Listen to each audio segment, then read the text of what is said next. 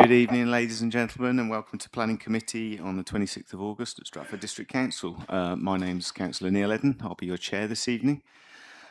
Before we start, I'll go through some housekeeping. So there are no fire alarms planned this evening, and if one does go off, please exit through the door that you came through, and the muster point is at the back of the Windmill pub, where we'll get everyone ticked off and ready to come back in when the time is safe. This is a meeting in public, not a public meeting. Only those registered to speak will be able to do so, and you'll be called forward at the time when that's relevant for you to do. It's live streamed and recorded, this meeting, so when you're addressing the committee, if you can make sure you speak into the mic clearly so that it can be picked up by the microphones and heard at the back. If you could please switch your mobiles to silent to save any disruption to the flow of the meeting, that would be very much appreciated. And I think that's all the housekeeping. So now I'll introduce the top table. To my far right is Olivia Quinn from Democratic Services. To my immediate right is Sue Mullins, our legal advisor this evening. To my immediate left is David Jeffrey, who's our planning manager. And our presenting officers this evening are Stuart Flaherty and Stuart McIver. And that's it. And David, I think you've got a statement to make. Thank you, Chair. Yes, my name is David Jeffrey. I'm the planning manager for tonight's meeting. My role is to provide impartial advice to clarify any planning issues that arise and to assist members' decision taking. Planning committee members are not bound by advice from officers or by their recommendations. Thank you, Chair. Thank you, David. Okay, so into the agenda proper. Olivia, do we have any apologies for absence? Chair, we have apologies from Councillor Keithley, who Councillor Brown is substituting for, Councillor Fleming, who Councillor Littlewood is substituting for, Councillor Padgham, who Councillor Rolfe is substituting for, and Councillor Passingham. Thank you very much, and thanks to all the substitutes this evening. Members, do we have any disclosures of interest? Okay, Councillor Adam? Thank you. Yes, so the first two items this evening, I'm a neighbouring ward member and I've spoken to local residents as well as the ward member concerning it, and you'll notice that other adjoining ward members are speaking and I'm not keen to be an outlier, so I'll step away from that one. Thank you, Councillor Adam. Councillor Ballinger. Thank you, Chair. In relation to item 6, Bidford 250345 FUL, I drove past it earlier and I had a visual look from the roadside. I didn't speak to anyone. And secondly, Chair, I own an EV car. Thank you, Councillor Ballinger. I saw a hand go up over here. Councillor Brown. Yes, just to say, I'm the Divisional County Councillor for Bidford, so I'm aware of that application, but I've never had any conversations about it, or I don't think I've even used the garage ever. Thank you. Okay, thank you, Councillor Brown. So, we have some minutes to sign, I believe. Do we? No. Yes? Yes. Apologies. So the next item is to sign the minutes from the 29th of July. Do I have agreement with that? I think we're all agreed, so I'll sign those at the end of the meeting. Thank you. And before we get into the planning applications, David, would you be able to give us a little bit of an insight for members and the public as to why we're hearing the first two applications in the order that we are? Yes, thank you, Chair. There have been some queries in respect of why we're taking the applications in this particular order. As members will have seen from the committee agenda, these are two separate applications. One, a full application for the provision of a new traffic island, and the second, an outline application for up to 217 dwellings. Clearly the two applications do have a relationship with each other, but they are not interlinked. They're separate applications, and the applicant is entirely entitled to make applications to the local planning authority in this manner. Therefore, the local planning authority needs to consider each of these applications separately and consider them against the development plan and any material considerations on their own merits. Officers considered it appropriate to bring the applications forward to committee in this order because it's possible that the highway scheme could be approved and for different considerations to take place on the outline application. I think in all likelihood the roundabout and the highways works and the 217 scheme are likely to be interrelated, but one doesn't prejudice the decision of the other. And you'll have seen from the recommendations that officers have made that it's not intended to link the two applications by either condition or section 106. So pending members' considerations tonight, the applicant has the ability to bring these development forward as they see fit, or to appeal them as they see fit, so long as we've considered them separately. I think that's what I would say on that. Thank you, Chair. Thank you, David. Councillor Rolfe? A very silly question, but a pertinent one. The one that's solely about highways, why hasn't this gone to the County Council, to their regulatory committee? It is solely a highways application. Yeah, it's an application which would come to the local planning authority. It's not being made by the highway authority. It is development within our district. It does include land outside of the highway boundary as well as other land. So it is us that's the appropriate determining authority for that particular application. Thank you, David. Okay. Right, so first off then, we're going to hear application 250037 FUL, which is home farm land off A423 in Southam. Our presenting officer is Stuart Flaherty. Whenever you're ready, sir, take it away. Thank you, Chair. Good evening. Full planning permission is sought for the provision of a new traffic island, pedestrian crossing and other associated works. This full application seeks to ultimately serve a separate outline planning application to deliver up to 217 houses, with all matters reserved that shall be discussed later in the evening. Here we see the approximate location of the application site, signified by the black dot on this plan here. Here we see the red line plan for this application. One can see this includes, amongst other features, part of the A423 bypass here, in addition to agricultural land known as home farm here. The solid purple line shows the Southern Conservation Area further north and northwest here, whilst the dotted green line that partly bisects the site and goes across the field is the public right-of-way. The River Stowe also runs under the bypass here, and the majority of the site is in flood zone 1. Here we see some satellite imagery of the site showing the wider vicinity. The site lies outside of the defined settlement boundary of Southam, seen here to the north and the northwest. Here we see a zoomed in image of the site. There is residential development to the northeast, in addition to being on the other further residential development on the other side of the bypass here. To the immediate southwest of the site, although not shown on this image before you, there is an Aldi supermarket here that has since been built out and is operational, and an assisted living accommodation here, as one heads towards the Shell petrol station in the direction of the A425 roundabout here. Here we see a detailed arrangement plan of the proposed traffic island and other associated features. This includes the erection of a segregated cycle and footway with a two-con crossing that goes here and feeds into Stowe Drive on the other side of the bypass. There are also green verges and other features which are detailed in the plan. The plan on the left-hand side here shows the area further to the south, as one again heads towards the A425 roundabout and the Aldi. Here one can see there is a proposed emergency access for the benefit of the adjoining site. Here we see a snippet of the South Warwickshire Local Plan Regulation 19 Policies Map. The brown shaded areas show the extent of the proposed allocation known as SOU.1 land to the east of Southam, of which this site is included. We now have some photos of the site and the surroundings. Here we are stood on the northern side of the A423 bypass, looking southwestwards.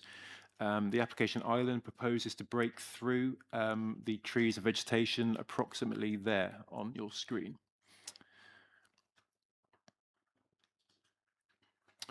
Finally, here you go. Yeah, so as I say, this is in the field looking at the other way, partly breaking through the hedgerow here. I'm stood here in the agricultural field looking back in the opposite direction. And finally, here we are stood in approximately the same position looking southwestwards and in a southern direction as one looks up a gentle slope up the hill. The applicant has actively engaged with the local planning authority through detailed pre-application discussions and more in an attempt to find an acceptable proposal for this site. With specific regards to massive highways, a lot of work has been undertaken between the applicant, their instructive planning and highways consultants, and Warwickshire County Council to reach a point of being satisfied that the proposed details for this highways application are ultimately acceptable in officer's view. The proposed development seeks to serve a wider housing application that will be considered later this evening. Amongst other matters, it also provides a sustainable linkage and better connectivity to the town of Southam and adjoining residential development. There are updates in your update sheet. This includes reference to an updated recommendation of grant as opposed to grant subject to section 106 and details the new NPPF that has since come out. Chair, the recommendation is to grant this application for the reasons set out on pages 37 to 42 of your agenda packs. Thank you. Thank you very much, Stuart. Okay, so we have quite a lot of speakers. But first up is Councillor Graham Foster from Southam Town Council. Good evening, Mr. Foster. Councillor Foster, wherever you're comfortable.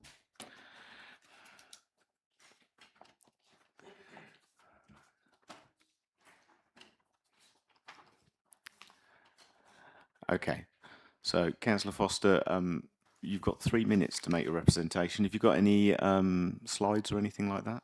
No slides, Okay. just words. Just words, that's fine. I will give you a little heads up at 30 seconds to go. Right. And you've got 3 minutes whenever you're ready. Thank you. Thank you, Chair. The Town Council objects to this application for the following reasons.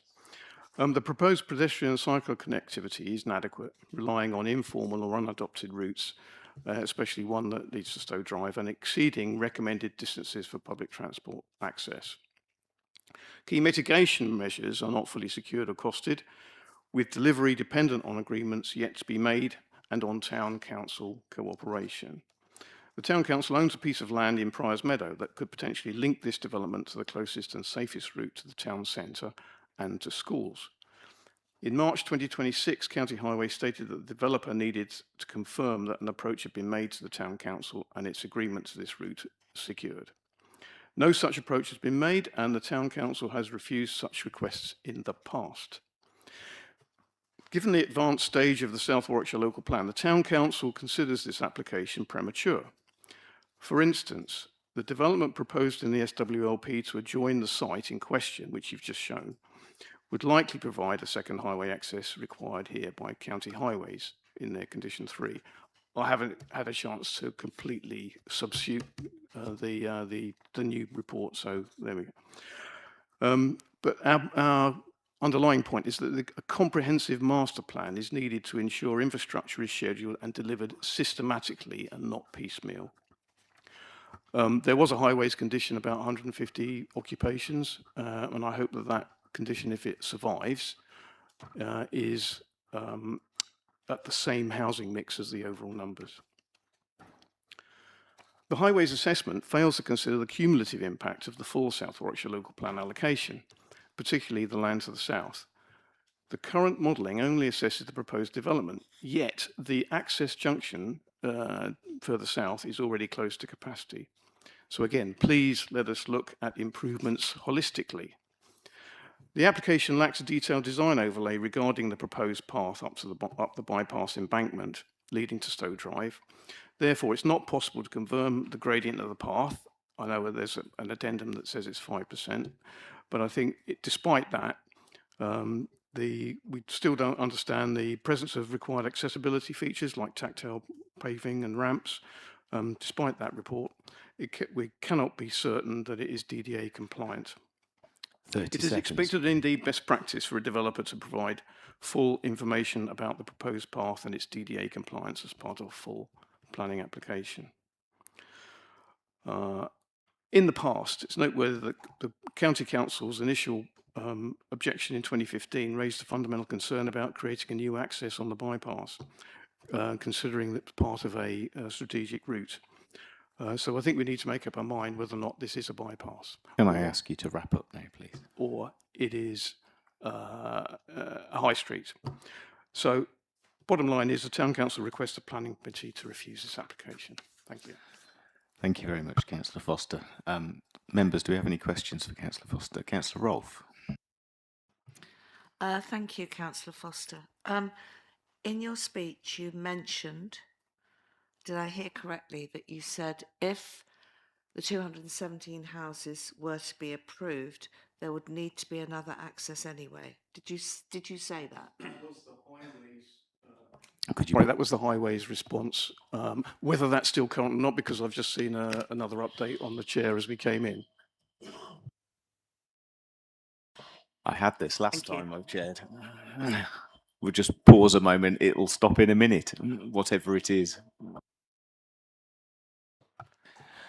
Sorry, yeah, I think that there was an objection from Highways, or at least a condition on Highways that said no more than 150 dwellings can be occupied until there was a second vehicular access to the site, which in fact would be supplied by one of the other sites allocated in the SWLP. Councillor Ballinger. Good evening. I note in one of the objections, I think there's 70 letters received around flooding. Could you just explain around has there been flooding before around that area, and if so, how much and what has happened? Well, you will notice that the access route to Stowe Drive actually goes along the River Stowe, hence the name. And that river does flood, and with climate change, it floods increasingly regularly. So that is the main danger there. And as councillors in the know will know, that the bypass that exists that goes under the underpass that goes under the bypass at the moment, the pedestrian, is regularly flooded, sometimes kind of thigh deep. So that is a problem. Members, any more questions? Okay, thank you very much, Councillor Foster. We should be seeing. Oh, sorry, Councillor Littlewood has one at the very last second. Thank you, Chair. Yes, good evening. In the Town Council's objection, you refer to non-compliance with the Neighbourhood Development Plan. What is the status of the Neighbourhood Development Plan currently? It was made in 2023. And it is still valid? Still valid. Well, it's still valid as far as the 5-year housing land supply allows it to be. Thank you. So in that case, could you just amplify on the where it conflicts, this application conflicts with the neighbourhood plan? Well, the site isn't allocated in the neighbourhood plan, and there is also, and I can't remember the name of the number of the policy, but there's a favour towards brownfield development rather than greenfield, and this, as we know, I think we're drifting in talking about the other application, but this is agricultural land. Thank you. Could I have a second question? Yeah. You also mentioned that I think it's your NDP policy 12. It talks about providing cycleways and walkways that are sufficient to supply, and certainly TR3 of the NPPF makes that an important part.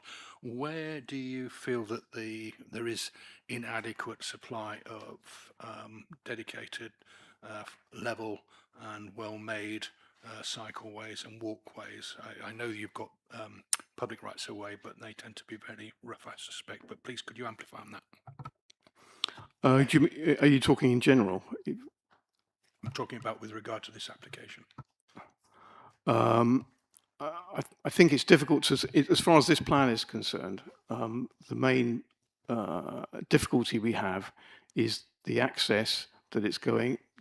The access is going up a slope and along a river path. So I think that cycleway, whether this is actually going to fix that, I don't know. But that's the main issue there. As far as cycleways in general are concerned, our problems are specifically in Welsh Road West, so this is away from this. It was mentioned in an earlier version, I think, of the plan that there may be some contributions to that, but I think that's been taken away. So, Thank you, Chair. Thank you. Okay, this time, Councillor Foster, I think you can sit down for now. We'll be seeing you later. Next up is Councillor Crump and Councillor Bevan, please.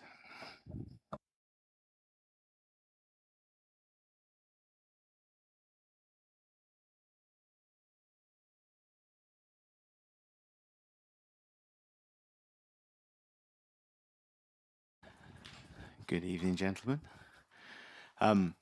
You have 3 minutes between you. How are you planning on splitting your time? So I'm going to take the first minute, and then Andy will take the rest. Okay, that's fine. You haven't got anything to show, or any slides or anything, just words? We've got a few roundabouts, but no slides. Okay, lovely job. Okay, so gentlemen, whenever you're ready, go for it. Chair, members of the committee, as a joining ward member, I wanted to briefly express my concern about the impact on the bypass and what that means for the residents of Southam and the surrounding villages who rely on it. There are already significant queues at peak times on either end of that stretch of road. Had a joy of them on the way over. Modelling shows that this road would reach capacity and queues would regularly back up past the access to the development. A small roundabout is being proposed. However, the elephant in the room is, of course, that this site is one small parcel of 3,000 homes proposed for Southam in the local plan. And the impact of all those houses is going to be far greater and need a far more serious response than what is proposed here. As Highways have pointed out, we're talking major upgrades to roads, roundabouts, new bus services and active travel. It doesn't make sense to me to be signing off small fixes for 200 houses that could be made irrelevant by the impact of 3,000. It's like shopping for umbrellas with a tsunami on the way. It would seem far more productive to defer this application and consider it in the round and focus on a coherent response to the far bigger plans, of which this is just a small part. Thank you. Did he use I'll give you a change over time. Did he use a full minute, did he? Have I got any spare on top of it? You've got now 2 minutes 45. 1 minute 45, I do apologise. Oh, never mind. Right, then I will start now. Chairman, members of the committee, I wish to raise a specific concern regarding highway access for these applications for up to 217 houses in Southam. The County Council's own residential highway design guidance is clear that when a link road serves up to 500 dwellings, there should be at least 2 points of access and no more than 150 dwellings cumulatively from a single point of access. The wording cumulatively is from a single point of access is important. The development process 217 dwellings with one normal vehicle access from the A423. A separate 4 metre emergency access controlled by collapsible bollards is proposed to address the fact that the development exceeds the 150 threshold.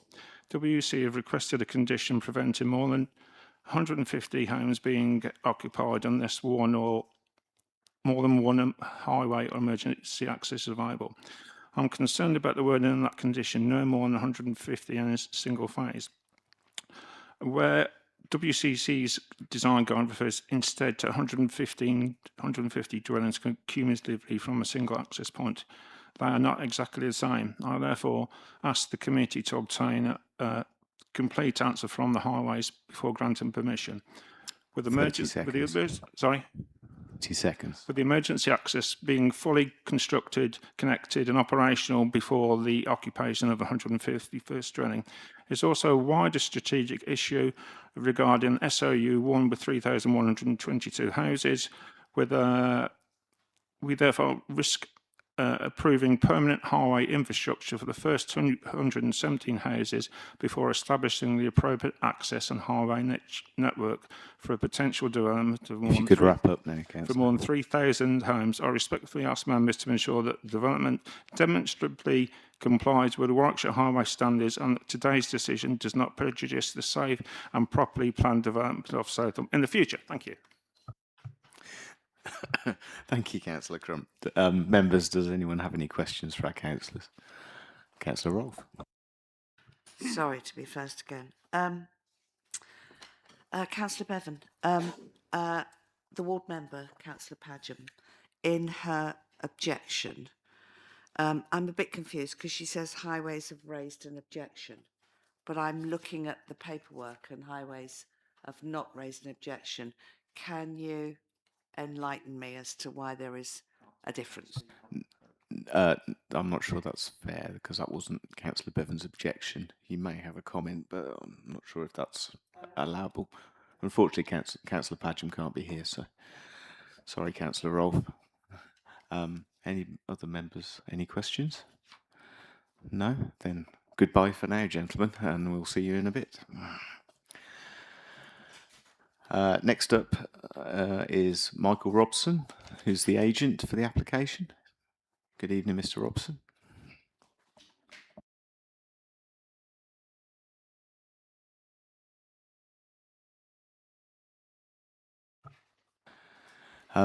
You have 6 minutes, sorry, to make your representation this evening. Have you got any slides or anything to put up? No slides, thank you, and I hope not to take up the full 6 minutes, Chair. That's perfect then. Thank you, Mr. Robson. Whenever you're ready, please carry on. Thank you. This proposal is a full application for an access for vehicles, cyclists and pedestrians to include pedestrian and cyclist crossing and links to Southam Town Centre. Fully worked up detailed drawings have been prepared. These have been accompanied by a transport assessment, and the entire package has been subjected to independent road safety auditing. This in turn has been assessed by both National Highways and your county highway officers, and both statutory consultees support the proposals before you. Fire and Rescue have not commented in relation to emergency access, but no doubt would have raised objections if there were concerns. On this point, the report before you states that the consultee input does not provide a basis for which there is an unacceptable impact on highway safety. This is consistent with the conclusions reached by the Council and the County Highways team in 2016 and 2018 in respect of a larger residential proposal with access. Although that proposal was refused, this was not in relation to access or any other transportation matter. I would ask your members, Chair, to note that the design of the roundabout includes for a primary residential street with verges on both sides. There is a segregated 5-metre pedestrian and cycle route on the northern side and a separate pedestrian and cycle footway on the southern side. The primary residential street has been expressly designed to allow for buses to permeate the site. A 4-metre wide pedestrian and cycle crossing is proposed, which has been designed to tie in with a pedestrian and cycle link which connects with Stowe Drive and includes tactile paving within the design. If I may just pick up on 2 short points raised by those speaking before me. Firstly, none of this proposal requires third-party land or town council land. And just to confirm, it is costed and it is deliverable. Secondly, this proposal includes for 2 points of access: the primary access via the proposed roundabout and a separate emergency access. And just to confirm that the Highway Authority has assessed the proposal on this basis, and just to reiterate, raised no objections. Thank you, Chair. Well within your time, Mr. Robson. Thank you. Members, does anyone have any questions for Mr. Robson? No? You got away lightly on this one then. Thank you, and we'll be speaking again shortly. Last up on this application, Councillor Bevan again, who's going to speak on behalf of Councillor Padgham, who can't be here this evening. So again, members, he's not going to be able to answer questions, but he's going to make a statement on behalf of Councillor Padgham, whenever you're ready. Okie dokie. Chair, members of the committee, I'm speaking on behalf of Councillor Gillian Padgham, and this is her statement. I ask you to refuse this application for the proposed traffic island, pedestrian crossing, footway, cycleway and associated highway works at Home Farm Southam. I want to be clear that my objection is not based on suggesting Warwickshire County Council Highways currently objects to the scheme.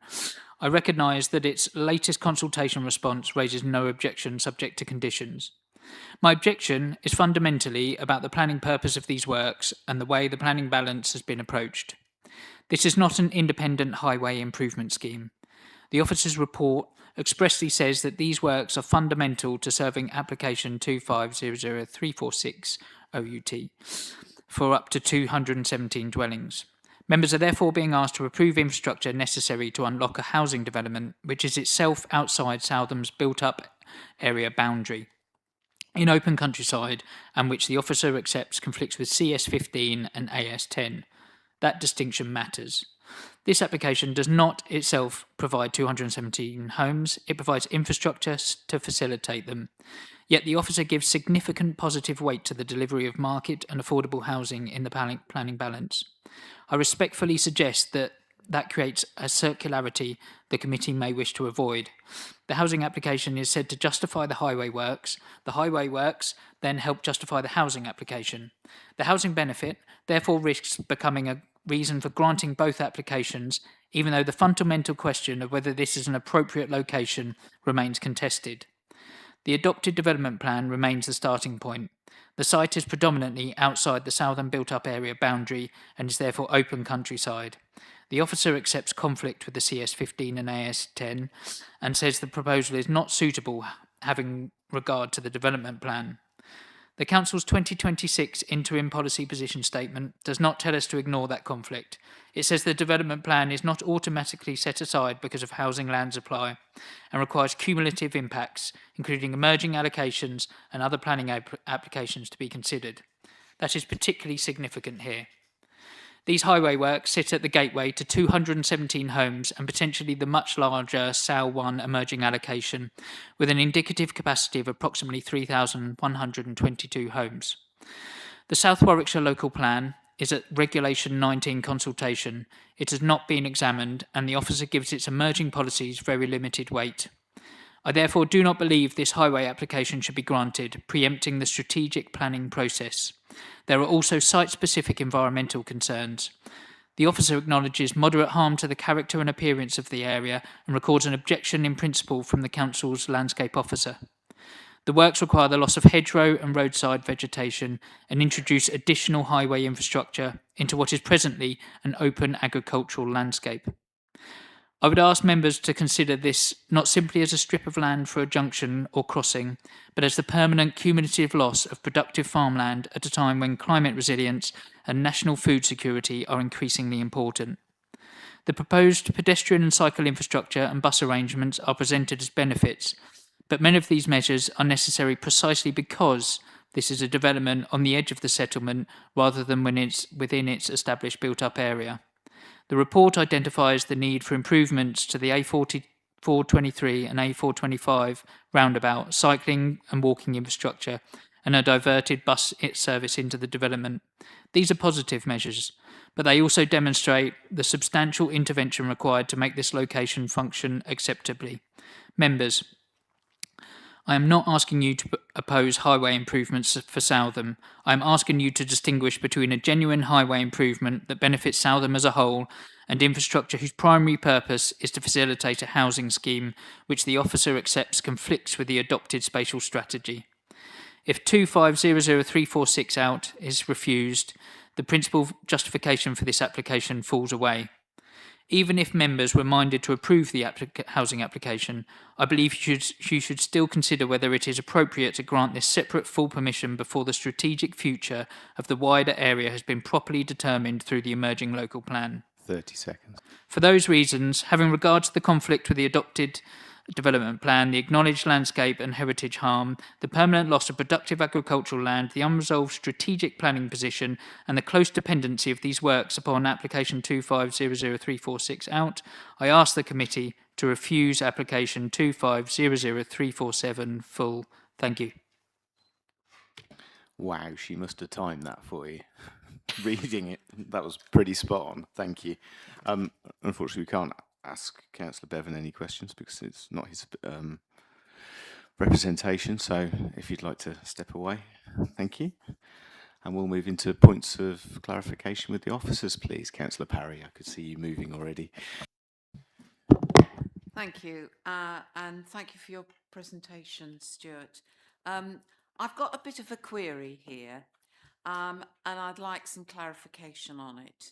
If the committee were minded to defer this until a future time based on whether the following application, because at the end of the day, this is like putting the cart before the horse, and on basis of what we've heard this evening and the infrastructure requirements, I just would like to know, have we got sufficient grounds if we were minded to defer, subject to the decision-making process of the next application for the 200 odd houses? Because at the moment in front of me, I don't feel I've got sufficient information to be able to make a decision, because this is just Highways Road, but it is for an application that we haven't considered. I would have less problem with this if the housing application had come before us first.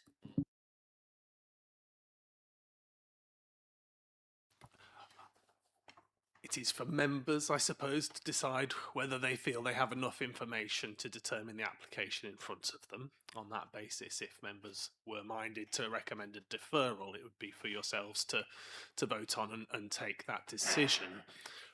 What I would say is that this is a standalone application, a full application for highway works. If members are seeking further information about this particular proposal, it would have to be something born out of the application itself. We are aware that it is associated with a neighbouring outline application to deliver residential development, but from the discussions I've heard, which are very limited, I appreciate, I haven't heard anything in respect of the development itself that suggests there's a lack of information. For members to consider whether or not these changes to this particular area of the highway are unacceptable or not. Councillor Rolfe. I think it is premature, and I think it should be deferred. And I've heard this evening people saying that because of the South Warwickshire local plan and the amount of houses that could come along, I know we can't look at that, but I think this has to be deferred, because I think there's more highways works that are going to come along that could conflict with this application. And I personally would like to see this deferred as an application. So, David, I think you'd like to come in.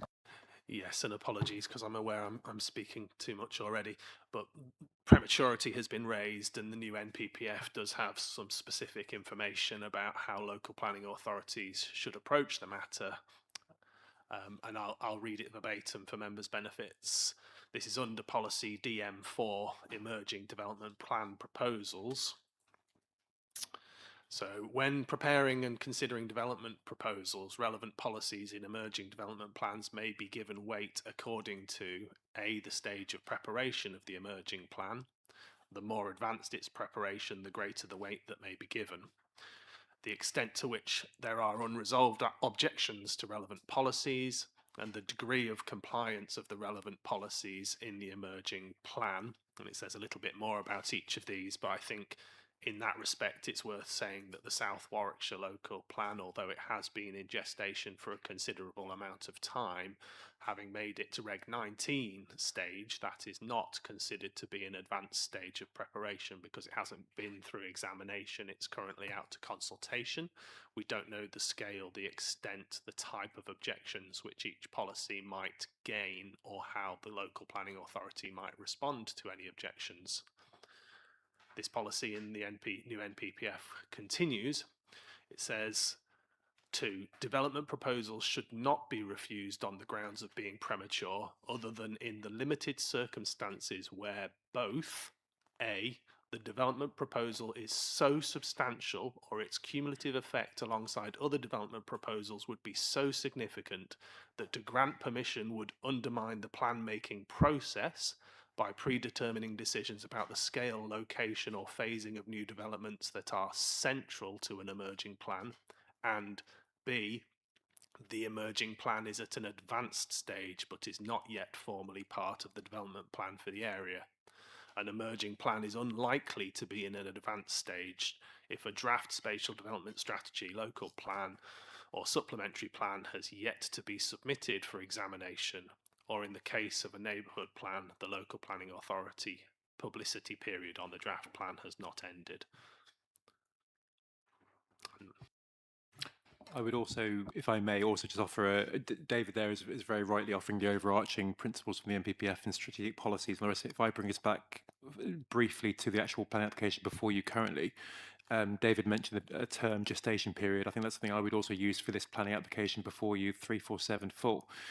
It was submitted in the early part of last year, and it's been some considerable time under assessment. We've done a lot of work to get to a point where officers review that there is an acceptable highways principle to this application with input from the relevant statutory consultees and through the submission of supporting technical data from the applicant, such as transport assessments or the rest of it. We don't see a clear justified reasoning in officers' view where there would be a reason for refusal in officers' view on highways grounds for this highways application. And with that, we felt at the LPA that we didn't wish to sit on matters and wait. I think we feel as officers that this application is ready for you as members to be able to determine, in our opinion. Just further to add, in respect of DM4, it concludes in para 3, it says, where planning permission is refused on grounds of prematurity, the reason for the refusal should indicate clearly how granting permission for the development proposal would prejudice the outcome of the plan-making process. I think the reports that you've got before you, and it's probably germane to say that this is true for both this application and the next application, officers have reached the conclusion that there's nothing within those proposals that prejudices the plan-making process for the South Warwickshire local plan. Is it kind of a follow-up? It is a follow-up because at the end of the day, we're not. Councillor Rolfe is not suggesting refusing it. She suggests it's around the rationale behind deferring, because a deferral until the application for the housing has been considered, which comes back to the big query as to why on earth are we discussing this first before the housing. Exactly. I would like to have an explanation, please, in the nicest possible way as to why the officers have put this application first before the housing. Thank you. Yeah, happy to reiterate what was said at the start of the meeting. There are two separate applications. They need to be considered separately, even though we understand that they are intimately interlinked. Members are entitled to take separate, and indeed must take separate considerations of each application and consider them on their merits. Members may choose to do what they will with each of the applications. Officers considered it appropriate to present the applications in this order because whilst they are related, the outline application includes only development in principle, so all matters are reserved. So members may choose to do what they like with this application, whether they approve it or refuse it, but that doesn't predetermine what they might choose to do with the outline application. If members were to approve the outline application, there would still be a requirement on the developer to come forward with proposals for access. If members had resolved to approve the roundabout application, that's going to be very straightforward because you would assume that would be subsumed into the reserve matters. But if members decline the full application, when if they then subsequently resolve to approve the outline application, when the applicant comes forward for the reserve matters, they will have to have some alternative proposal for access. Councillor Ballinger was next. We've got another wet highways kind of information put before us again. Could you just explain to me provision of pedestrian and cycle infrastructure plan, what that means, please?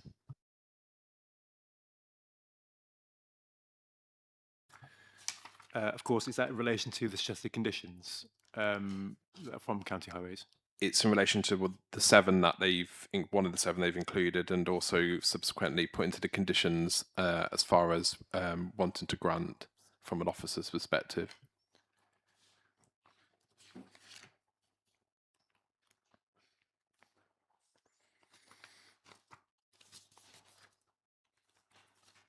Just bear with me 1 second, Councillor.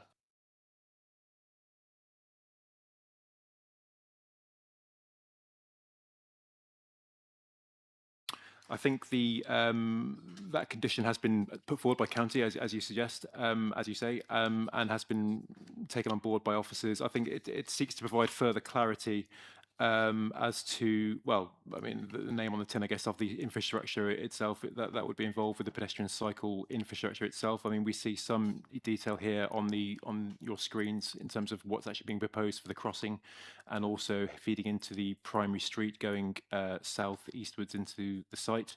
I think my reading of that suggested condition, and it is a suggested condition only, is that I think to satisfy matters that there's no objection subject to, they want further clarity on the finer minutiae of that pedestrian and cycle infrastructure, and I think that's something that officers at the LPA have taken on board, and we feel does meet the relevant tests and would otherwise be acceptable to include as a condition were you minded to grant.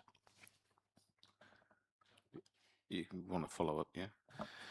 The point I'm trying to make is obviously we've got an application before us, and if we haven't got all the information, how can we actually make a decision? Like, I mean, if it's one of the provisions is to a provision of pedestrian cycle infrastructure plan, if we can't see that or have all the information, then how can we make a decision? That's the point I'm trying to make. And furthermore, obviously, we're saying it's not relating to the other application, but a couple of the points.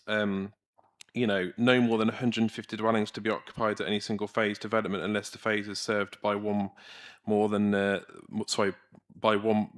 one highway access, emergency access. So, like, I mean, we're saying it's separate, but actually, that's just, if you can just clarify those two things, just because I'm just trying to compute for us to make a decision. I want all the information. At the moment, I don't know if all the information is there and included. So, in respect of highways, on major developments in particular, and where there are changes to junctions and the highway, members will be aware that this is somewhat of an elongated process. Through the local planning authority and planning committee, we deal with land use planning primarily, and we will approve plans insofar as they relate to junctions and access, so that the scheme is identified and is generally acceptable.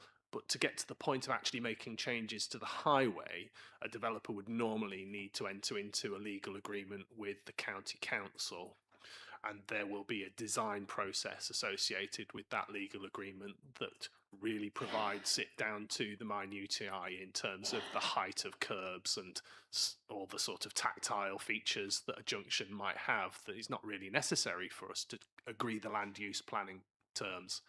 So this condition allows for that process to be undertaken and for it not to fall out of sync, if you like, with the planning permission, so that all the things can be married together and be delivered in accordance with approved plans. So that's the purpose of the condition, because that it can be quite an extended process. The second aspect of your question was? The second one was that we've detailed as one of the 7 points around no more than 150 dwellings, but obviously this is, as far as we're trying to, again, it's quite difficult here. We're trying to look at the two planning applications separately, but clearly it's stipulated in here about looking at dwellings, which, you know, we haven't taken into consideration yet, because that's in the next planning application. I assume you're talking about page 22 in terms of the bullet points. Correct, yeah. Yeah, so the bullet points there are a summary of the comments provided by the county council. They're not the case officer's recommended conditions. So you can take it as read that the conditions which your officers will impose will not be regarding 150 dwellings. They will be worded appropriately so that the triggers are reflective of the permission that's being granted. And yes, and just to build on that, I mean, obviously I authored this report, Councillor, just to be perfectly clear, and I know one or two other speakers have spoken on this point already on the 150 dwellings. I've relayed, as David has said, what the conditions were proposed in on the composite original highways response, offering no objection. I've put quite clearly that that 150 dwelling suggested condition is not actually part of this full plan application, the first application heard this evening. So on page 22, as David has said, it's not actually suggested, and indeed that's carried over onto your suggested list of conditions on page 41. That you won't see that 150 dwelling suggested condition on this full application because I haven't included it for that reason. There are no dwellings as part of this full application. Okay. But do the highways know that this is a separate application? Do the highways know it's a separate application, or do they think it's one application? Because me reading it, they don't. I cannot speak definitively directly on their behalf, but yes, they do know there are two separate applications, and I think something that's also been reflected in the update sheet circulated that there was some further, and I appreciate the time implications, there were some further highways input provided this morning to clarify matters on the two separate applications. So I would say with some confidence, yes, they do know there are two separate applications. Councillor Littlewood. Thank you, Chair. I have to admit to being a little frustrated. We're told repeatedly that when we consider applications, we can only consider the material information in front of us. 217 houses is immaterial to this application, the outline application for that number of houses is not material because it doesn't exist. We haven't considered it. My frustration is that if we had taken the second item first, we would have not lost the last hour discussing something that this committee is quite clearly... Is this a question, Councillor Littlewood? No, it's going to be a proposal. Well, we're not in debate yet. Well, okay. So if you just want to park that for a minute. I'll make it a question. Okay. So the fact of the matter is, we're looking at an application that is totally dependent upon 217 houses for its need. I'm not suggesting that anybody around this table may object to that application, but the fact of the matter is, the need doesn't exist yet because outline planning permission hasn't been granted. So, am I right in thinking that we can only consider in this application what really exists already, and bearing in mind that outline planning permission for 217 dwellings is not in existence? Thank you, Councillor. I may take the question first. David may wish to provide further commentary. Obviously, David has spoken at some length as to why this approach has been felt that it has to have been taken in this fashion and in the order in which these applications are heard. It's incumbent upon a local planning authority to assess and determine an application that's submitted to it, and we have assessed this full application and provided the recommendation to you in the reports before you this evening. I would take slight issue in that this recommendation of grant is solely because of this as adjoining outline application as well. We've considered this application on its own merits against the relevant policies, against the NPPF, both previously and the brand new one. We've sought input from all the consultees and reviewed all technical data, and we remain of a stance that this is an application that's the recommendation of grants. Yeah, and otherwise I should just be repeating what David has already relayed really in terms of why the approach has been taken in this order. No, nothing further to add. A question, yeah? Of course.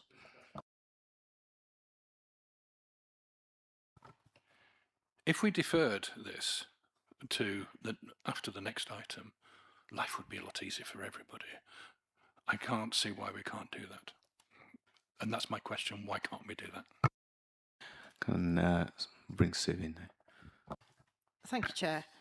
So the application, this application before you is described as the provision of a new traffic island, pedestrian crossing, tie-in and associated works to deliver up to 217 houses with all matters reserved.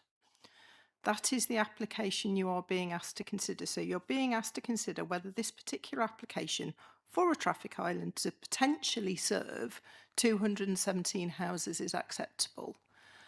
I'm not hearing anything that leads me to think you haven't got sufficient information to decide whether or not this application for the delivery of up to 217 houses is acceptable or not. I would be interested to hear what members would achieve by deferral to after consideration of the next application, because it's not a requirement that there is an approved application for 217 houses. You're being asked to consider whether or not this application for a traffic island, pedestrian crossing, tie-in and associated works is suitable for the potential delivery of 217 houses. Whether or not the next application is approved is irrelevant, in my view, to that particular determination. Chair, I don't know if that assists the committee. Thank you. I didn't see who put their hand up first, but I'll go with Councillor Jones as he hasn't spoken yet. Thank you, Chair, and thank you very much for the information provided, everyone. I think it's very useful. So, possibly to that point then, could I ask a point of clarification?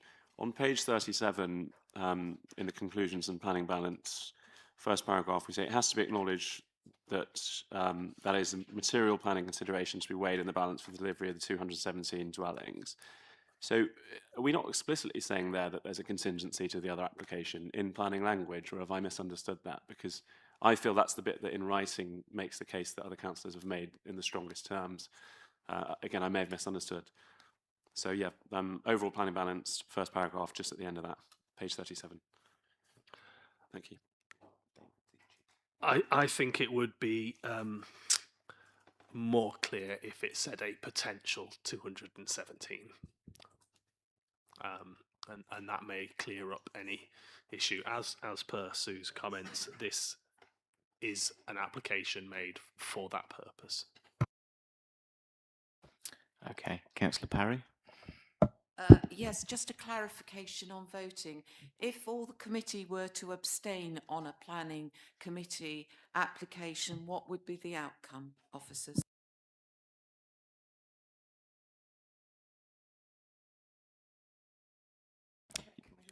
Yeah, we may need a minute and come back on that one. So, in the meantime, can I ask a question of David? Our speaker mentioned or was questioned on the outdatedness of the Southern Towns NDP. Could you give us any words of wisdom around that, please?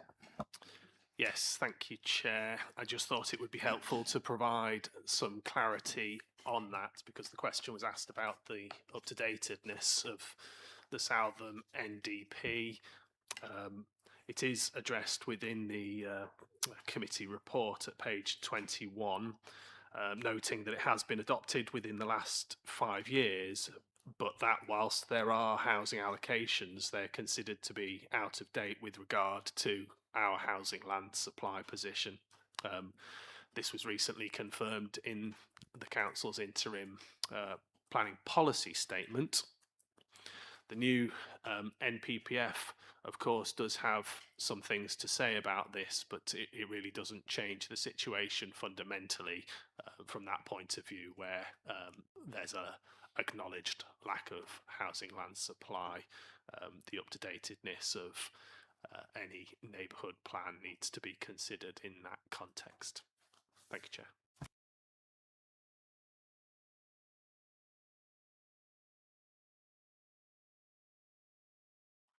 Chair, essentially the item would have to come back to a future committee, or there would have to be some kind of motion to defer. It's theoretically an option for members, but I would remind you, you're under a statutory duty to determine planning applications, so abstention is not a recommended course of action. Okay, thank you. Are there any more questions, points of clarification with the officers? No? Then we'll enter the debate. So who would like to start? Councillor Rolfe. So we're looking at this planning application for a roundabout and a road. In my opinion, it is a lovely country road. This roundabout and road is going to spoil it, it's going to urbanise it, because I don't know anything about 217 houses, because they may not come along. And therefore, there could be a road with a roundabout looking absolutely ridiculous, having no effect or making no difference to the people in Southam. So I personally will be voting against this or abstaining, because this is going to look ugly in isolation. Thank you. Thank you. Any other members on the debate? No? Councillor Ballinger. I would just like to echo what Councillor Rolfe has just said, Chair, in relation to this. You know, if the next item doesn't come forward and, you know, is successful, we're just going to have a roundabout randomly there. So I just echo what Councillor Rolfe has just said, Chair. Thank you. So if we were going against, we'd need reasons, and it's a highway application as Stuart laid out, and the Highways Authority say it's acceptable. So we'd need a proposal to move forward in some way. Councillor Rolfe. It's out of character in the area. It's on a country road. I'm not sure that's a strong enough reason to object. It's a 50-mile-an-hour bypass, apparently, so a roundabout would probably be quite reasonable. Councillor Parry? I'd like to put forward a proposal to defer the application until the next planning committee meeting, on the grounds that I don't feel I have sufficient information as to what it's actually going to serve, because there are it's going to, in the application it infers it's going to serve potential housing, but we haven't got the housing forward. So I think it needs to be deferred until after the application for the outline has been considered. So are you saying that that is the information that we need to get as to whether or not the proposal, the outline application is approved or not?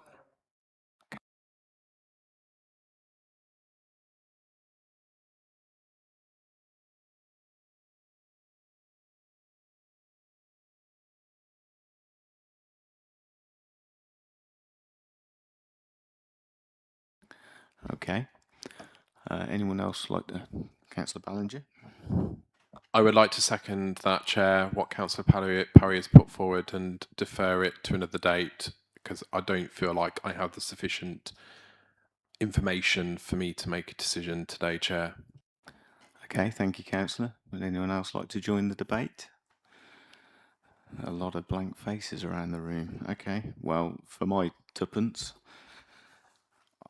I'm trying to stay focused on the application in front of us, and as I mentioned earlier, and as Stuart mentioned, it's a highways application made and approved and made acceptable by the Highways Authority. So I'm very much in the camp that if I were to apply this to where I live, and someone came along with 217 houses, an application, and there is one similar around my area, and I scream, I want infrastructure first before you put these houses in, then the cart is definitely not before the horse right now. So I'm much more in favour of this and going along with officers' recommendations than doing it the other way around. So that's where I'm at. Councillor Jones. Thank you, Chair. I'm sympathetic to that point of view, but we have heard that any subsequent application would come with its own access considerations as well, right? So it's not that this is the one shot we'd ever get at a road. I'm sympathetic to other councillors' perspectives that both conceptually and also in the explicit point on page 37, we have identified a contingency between both applications. And I'm feeling a little bit procedurally confused beyond the idea of deferral as suggested by the other two councillors. Okay.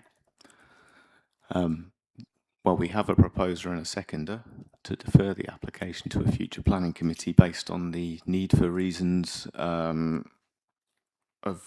understanding the context of the roundabout, I would suggest, is along those lines. There are no other proposals at the moment or seconders, so I've got little choice but to take that to a vote. So all those in favour of deferring application 2500347 FUL and to a future date, please show your hands. 10, Chair. And those against?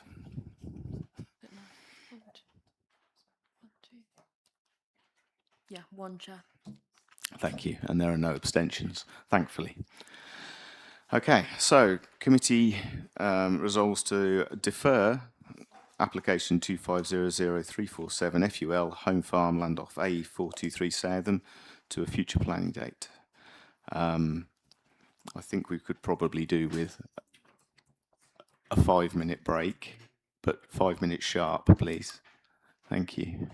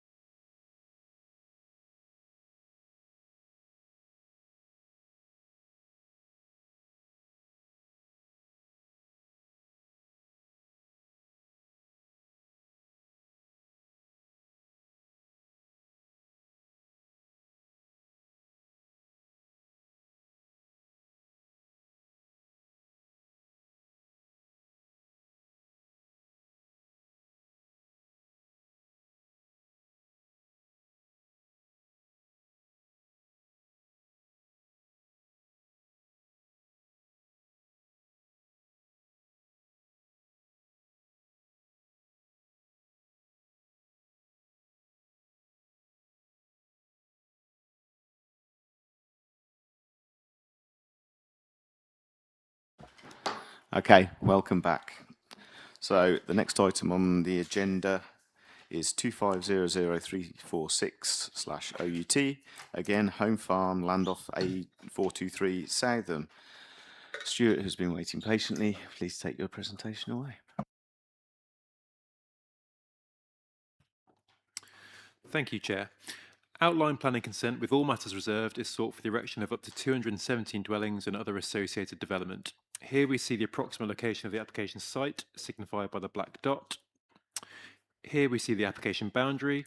As one can see, as previously, the green dotted line is the public right-of-way going through the site and across the bypass. The town of Southam and the wider existing development are also in clear view. The majority of this site comprises agricultural field. Here we see satellite imagery of the site showing the wider vicinity again. The majority of the site lies outside the defined settlement boundary for Southam, seen here to the north and the northwest of the site. Again, the zoomed in image of the site. There is residential development here to the northeast, in addition to being on the other side of the bypass, and to the immediate southwest, the Aldi and the A425 roundabout, the Shell petrol station, and more. Here we see a submitted parameter plan showing indicative areas of public open space, shown here in green. We have then areas of surface water attenuation in the darker areas of green on two sides of the site, and more. The area of orange here in the middle is indicatively showing the area of residential development. Here we see an indicative master plan. I must stress that this application is in outline with all matters reserved. Detailed matters such as scale, appearance, layout, reserved for future applications to follow. Were outline permission to be granted, this plan is therefore only for indicative purposes. We see a snippet of the South Warwickshire Local Plan, Reg 19 policies map. The area shaded in brown is the allocation. We now have some photos of the site. Here I'm stood at the southern end of the site looking eastwards, here on the left, and looking north here on the right. Here we are stood at the northern part of the field. Sorry, I beg your pardon. Here we are actually on the public right-of-way.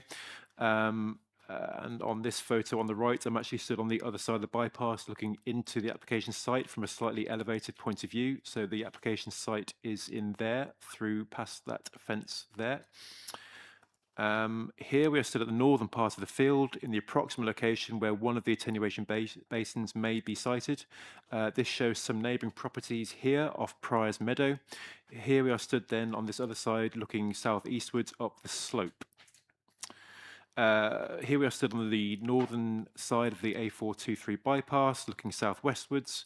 The proposed resident development is on the other side of this hedgerow and vegetation here.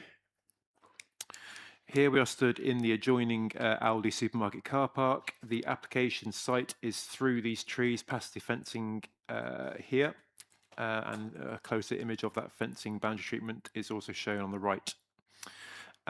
Here we are on Stowe Drive on the other side of the bypass, showing where the segregated cycleway and footpath would come out.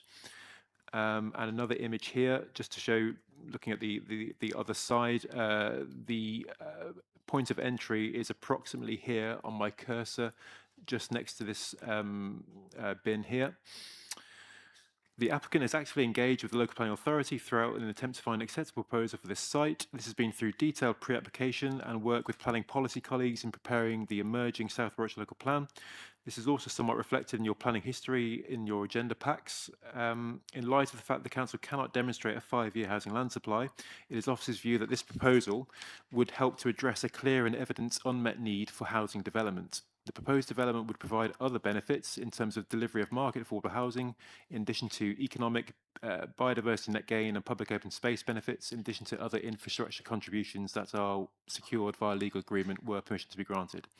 Having regard to the very latest NPPBF, officers are satisfied that the benefits of approving this development are not substantially outweighed by any adverse impacts. I refer you all again to the update sheet. Chair, the recommendation for this application is to grant, subject to a Section 106 agreement, for the reasons set out on pages 76 to 82 of your agenda packs. Thank you. Thank you, Stuart. We have some speakers on this, and first up is Councillor Foster again, if you'd like to make your way up.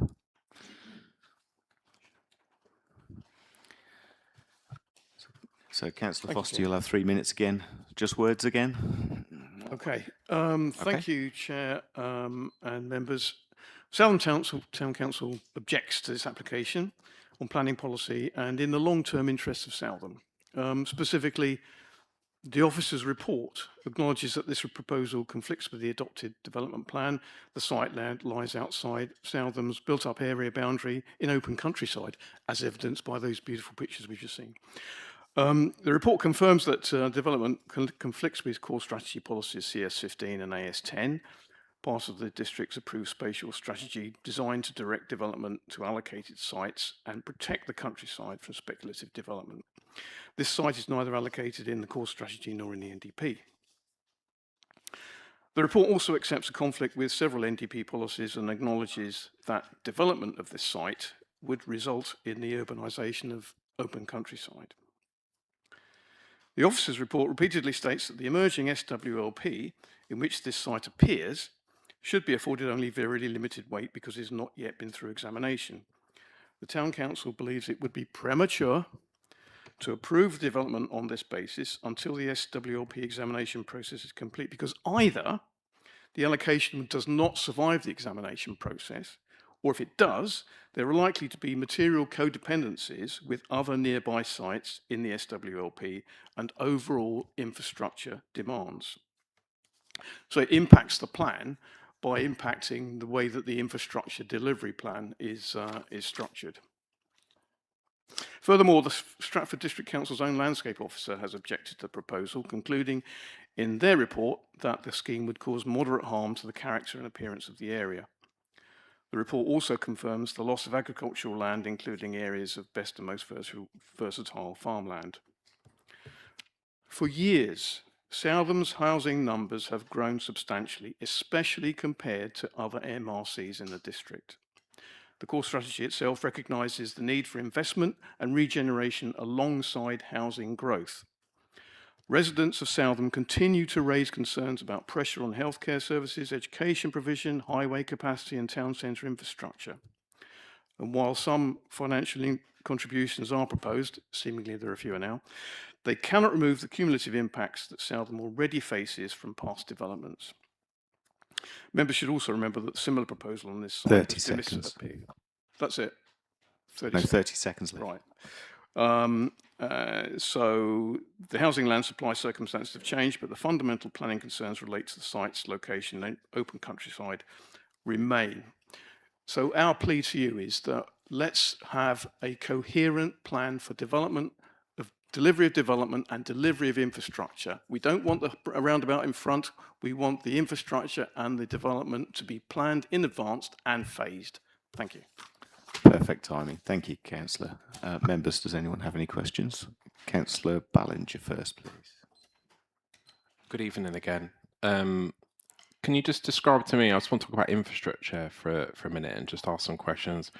Clearly know now what roads are around there, but in terms of schools, GP surgeries, can you just discuss what infrastructure there is and what levels at capacity they are? Given obviously this is a considerable size development, I'd just be interested to understand, spaces. Well, if we set aside even the current development at the moment, and according to the figures in the technical evidence for the SWLP, I think there are 3 spaces left in Southern College. There are 2 or 3, I can't remember, primary schools proposed in the SWLP to be that side of the bypass alongside this development. Doctor surgeries, there is one of the 2 surgeries is at capacity at the moment, and they're desperate to find more space as part of a coherent plan, I hope. And traffic is another issue in Southern. The fragility of the Southern traffic flow is demonstrated by every time there's something done by HS2 or anybody else, or even just a slight hiccup, everything grinds to a halt. So putting another roundabout in is not really going to solve that, or the roundabout associated with this development. So there are ongoing and multiple issues with infrastructure in Southern because of the growth it's faced. Is that a follow-up? Okay. And just following up regarding that road specifically that goes towards that development, could you just discuss what speed limit it is, please, and also how Aldi has impacted that area also? Yes, originally, without anything else there, the speed limit was 60 miles an hour. That has come down because of Aldi, and I think that area is now 40 miles an hour. Exactly where the 40 mile an hour limit is, I can't be very specific, but it's around the 40 miles an hour. Thank you, Councillor Hinshaw-Serafin. Thank you, Chair. Hello, good evening. The majority of this land is agricultural land, is it? It all is, but some of it is best and most versatile. Yeah. Has it always been agricultural for a long time? That would be a big thing for me to complain. But as far as I can remember, it's always been agricultural. But do you know what they normally grow on this land? It's crops. It's not cows. I'm not a farmer, so I couldn't. Okay. So, okay. Thank cereals. Members, any more questions? Councillor Ballinger again. Yeah. Sorry, just one more. I'm talking a lot this evening. I noticed that there was a right-of-way there as well. Could you just discuss that right-of-way? Does it go onto the field, and also where does it go? There is a right-of-way. If you'd like to pause just for a second, Councillor, in answering that question.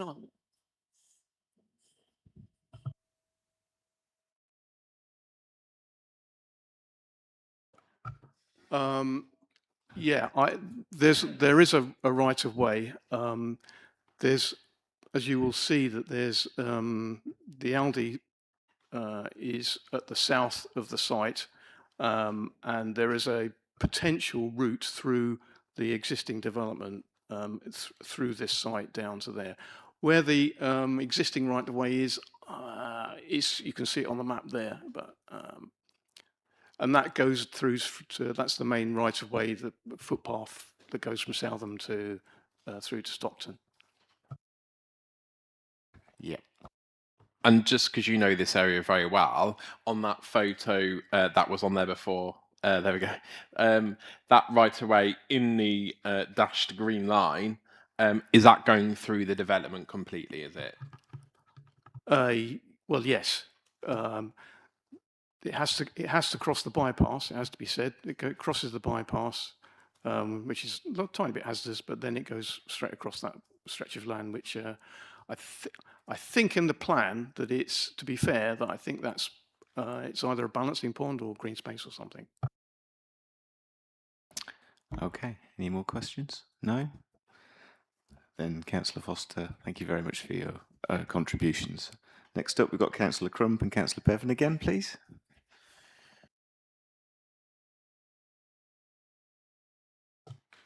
Or perhaps not. Just me, I'm afraid, on this one. Just you? Okay. Well, how would you like to split your time?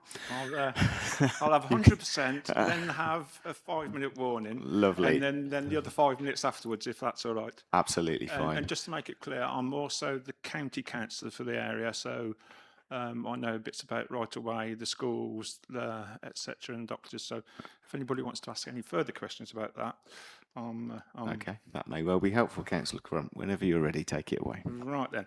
First of all, just a couple of things on that bypass. It's called a bypass for a reason, because it takes traffic away from the town. But by adding another roundabout, potentially, and another crossing, and 2 can cross in, you will be having several roundabouts and crossings that will certainly slow down the traffic on the bypass. And that could have unintended consequences of pushing traffic back through the town centre, because it'd be quicker to go through the town centre on the A423 rather than using the bypass, and that defeats the object. We've already got Aldi down there. Now, I have been concerns about that, but that's been sorted out. So I just thought I'd better let you know. And the access through Stowe Drive isn't brilliant, and the actual access across the road, the steps, you need to be Sherpa-tensing to climb some of them, because they're that steep. I'll explain who he is, Tom Sherpa-tensing sometime. Just starting on that, I'm not opposed to meeting genuine housing needs, but my concern is that further housing is being considered before Southam has the facilities, infrastructure and local job opportunities required to support its existing and future population. The committee report acknowledges the development conflicts with existing core strategy, lies outside Southam's BUAB, and does not comply with the current development plan. It also records concerns regarding pressures on schools, healthcare, roads, public transport and other local services. Southam has absorbed considerable housing growth. Both GP surgeries are reported nearing capacity. Southam College is oversubscribed and the town continues to need improved community facilities, youth provision, transport connections and investments in its town centre. It certainly needs more affordable, smaller commercial units for independent businesses and community enterprises and local service providers. New development should create employment and enterprise opportunities within the town rather than simply increasing the number of residents who must travel elsewhere for work. The emerging South Rockshire local plan proposes a coordinated strategy for at least 3,122 homes east of Southam. This includes schools, health and community facilities, local centres, transport improvements, employment, land and green infrastructure. Approving 217 homes separately now risks creating piecemeal development before that wider strategy has been independently examined and infrastructure requirements secured. Section 106 financial contributions alone do not guarantee that the facility will be built, staffed and operating when residents need them and where they need them. Any development must be subject to clear, enforceable infrastructure triggers requiring essential facilities and transport improvements to be delivered before or alongside occupation. The principle should be facilities, employment opportunities and infrastructure first, followed by housing. I therefore request that these applications are refused or deferred until they can be considered through a coordinated master plan for Eastern Southam, supported by evidence of existing service capacity, confirmed pedestrian and transport directions, and binding delivery dates for the necessary infrastructure. Thank you. Just over. Just a little bit. Thank you, Councillor Crump. Does anyone have any questions? Councillor Rolfe. Councillor Crump, are you aware of any areas on this development of flooding? And do you know what grade of flooding they are? As we said before, it is by the River Stowe, and one of the proposals to get into town is to use the underpass. And the underpass, sometimes you need to be like Jacques Cousteau to get through because it actually floods it from top to bottom. So that's not good. The land is very productive, so I think the water does help make that land productive because it is top quality land in places 3A and 3B, I think. So flooding can be an issue, but it's not the most pressing in my case, I would say. Councillor Ballinger. Good evening, Councillor Crump. Can you just talk about infrastructure, please, for a minute? So could I just ask around schools, what schools are in the vicinity, levels of capacity, also GP surgeries, levels of capacity, and also if you could just, on the map, we can identify a pedestrian or sorry, right away, I should say, beg pardon. Could you just confirm, is that a right away that is used regularly, etc.? Yep. Schools, yeah, we've got 3 primary schools and 1 secondary school. The secondary school is at capacity. On the South Rockshire local plan, it's proposed to extend the existing school by another year form or whatever they call them, and also build another secondary school to take into account the additional houses and additional houses in places like Southam, Stockton, Knapton, Long Eaton, Bishops, Easington, etc. So there is a pressing need for the schools. The school itself is on a road that's highly congested and would be a reasonable distance to walk to the school. Not unreasonable really for secondary school pupils, but it is a fair walk. But there is no capacity at Southam College. The primary schools, there are some capacity available, but that's limited. Would I say that the issue on the primary schools for the 217 houses, would it be a major issue? Probably not. But my main concern is the secondary school. That is a particular problem. And by having these items piecemeal, we won't be getting the master plan that provides enough houses, so there's the contributions towards the educational contributions to building a new school, which was in the South Warwickshire local plan. GPs, yeah, getting an appointment, sometimes it's a bit like hen's teeth. Can you come a week Thursday? And that's no criticism of the both surgeries, Southam Surgery and St Wolston Surgery, and St Wolston Surgery often wins prizes for wait tills with its customers. I was trying to think of the right word, most appropriate, but we'll say customers. And we are lucky to have them, but they are under such capacity. And in the community infrastructure levy plan that we've got, there is a bid, it's been in since about 22, 23, for increase in access to the GP surgeries. It did start off around about 910,000, I think it's over 1 million, but the contributions haven't reached that level.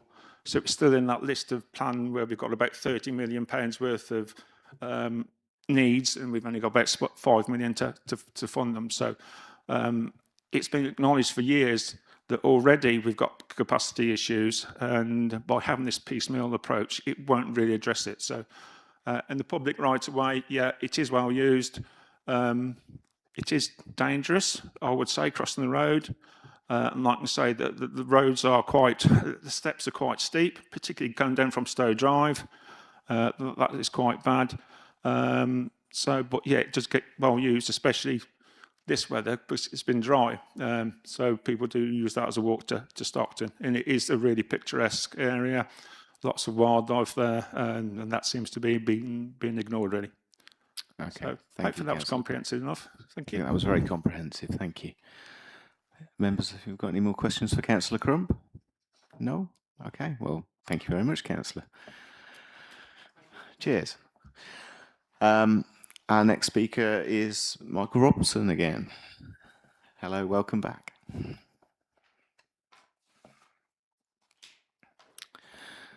So, Mr. Robson, you'll have 6 minutes. I will offer you a 30-second warning again. And whenever you're ready, carry on. Thank you, Chairman. As before, I'll try not to use the full 6 minutes. I appreciate time is ticking on. Thank you. Before I address you on the proposals themselves, I wish, if I may, to highlight context and background to this site. So as the report before you sets out, there was a previous proposal for 240 houses in 2016. And that was refused, but it was refused on a singular ground, that being that the site is in open countryside, adjoining but outside the built-up area boundary. An appeal was lodged, and the inspector supported the council's decision. I raise this because, importantly, in assessing the proposals, the appeal inspector did not identify any concerns in relation to the wide-ranging development management considerations in play, as they are here. And the inspector concluded against the proposal solely on the basis that the site was not required at that time, since the policy framework was delivering housing and the council could demonstrate a 5-year housing land supply. I will just return to that point in a moment, if I may. Since that time, the council has included the land in the draft site allocations plan as a reserve site, indicating that from a policy perspective, the council considered that the site is an appropriate location for housing. I appreciate the SAP or the SAP is not now advancing, but this nevertheless sets out a clear direction of policy travel. More recently, the site has been identified, as you've heard, in the final draft SWLP as part of a much wider allocation. Only very limited weight can be ascribed to the SWLP at this time, in my view, and I think the officers have set that out. But this again is a helpful indication of a direction of policy travel. In my respectful submissions, therefore, this background and planning history is consistent in pointing to the appropriateness of directing housing to this land. The only objective previously, from both a development management and policy point of view, was that of timing, when the site is required. Crucially, where previously policies were up to date and housing was being delivered as planned for, the council is now in the regrettable position of not being able to demonstrate a 5-year housing land supply. I absolutely do not criticise the council for this, but this does mean that policies that were up to date are no longer, and an entirely different planning balance assessment is to be undertaken. The test being, per the updated framework, that development should be approved unless the benefits of doing so would be substantially outweighed by any adverse effects. The 2016 planning application and the 2018 appeal didn't identify any adverse effects, save for the site being an open countryside. The SAP and the SWLP evidence base concludes that the site is appropriate for development when assessed against the alternative options available to the council. The report before you provides the planning balance assessment and, firmly in my respectful submissions, sets out that the balance lies in favour of the grant of planning permission. The benefits relate to the delivery of open market housing, all of which can be delivered in the next 5-year period, affordable housing, economic benefits, infrastructure improvements, which go beyond mitigating this proposal, and environmental benefits, noting that the public open space strategy seeks to deliver substantially more open space than policy requires, and BNG will achieve 31% habitat units and 13% hedgerow units above the mandatory 10%. Just to finish off, I'm at 3 minutes 45. Again, just to respond to the comments raised by other speakers, if I may. The public right-of-way is accurately shown on the illustrative master plan, and the scheme has been designed so as not to require any extinguishment or diversion. My second point is that all infrastructure contributions requested by consultees are agreeable to the applicant, to the extent that a draft Section 106 has already been submitted to the council. And may I respectfully direct you, Chair, and the committee to page 75 of the officer report, which refers to the extent and the range of those contributions. Thirdly, to clarify, it is not intended to utilise the underpass to achieve access into the town centre, and that was part of the previous proposal. The inspector didn't raise an issue, but it is that underpass which is the flood issue, and we've expressly redesigned the connection to avoid that area. It's deliberately part of this proposal. Thank you. Thank you very much, Mr. Robson. Well within your time, as you know, because you're looking at the clock. Any questions, members, for Mr. Robson? Councillor Ballinger. Good evening again. Can I just clarify? It says up to 217 dwellings. How many properties is your client looking to build? So this applicant is a promoter, not a house builder. So the intention would be for any grant of planning permission then to be the subject of disposal to a house builder. The reserved matters scheme could not be more than 217 units because that's bound into the description of development. And indeed, I think there may be a proposed condition to confirm matters. Detailed design may result in marginally lesser number of units. Yeah, sure. And if this is appropriate, Chair, does your client own this land now, or is it owned by someone else? It's owned by somebody else. This applicant has had a legal interest in the site since 2014, and for my sins, I was the agent back in 2016 and as part of the previous appeal. So whilst I don't know the site quite as well as, for example, the town council and the local ward member, I have been involved in this project for 12 years. Long answer to the short question, legal option which will be exercised and the site brought forward on the grant of planning permission, if that were the case. Members, any more questions for Mr. Robson? No? Then thank you very much for your contribution. Thank you.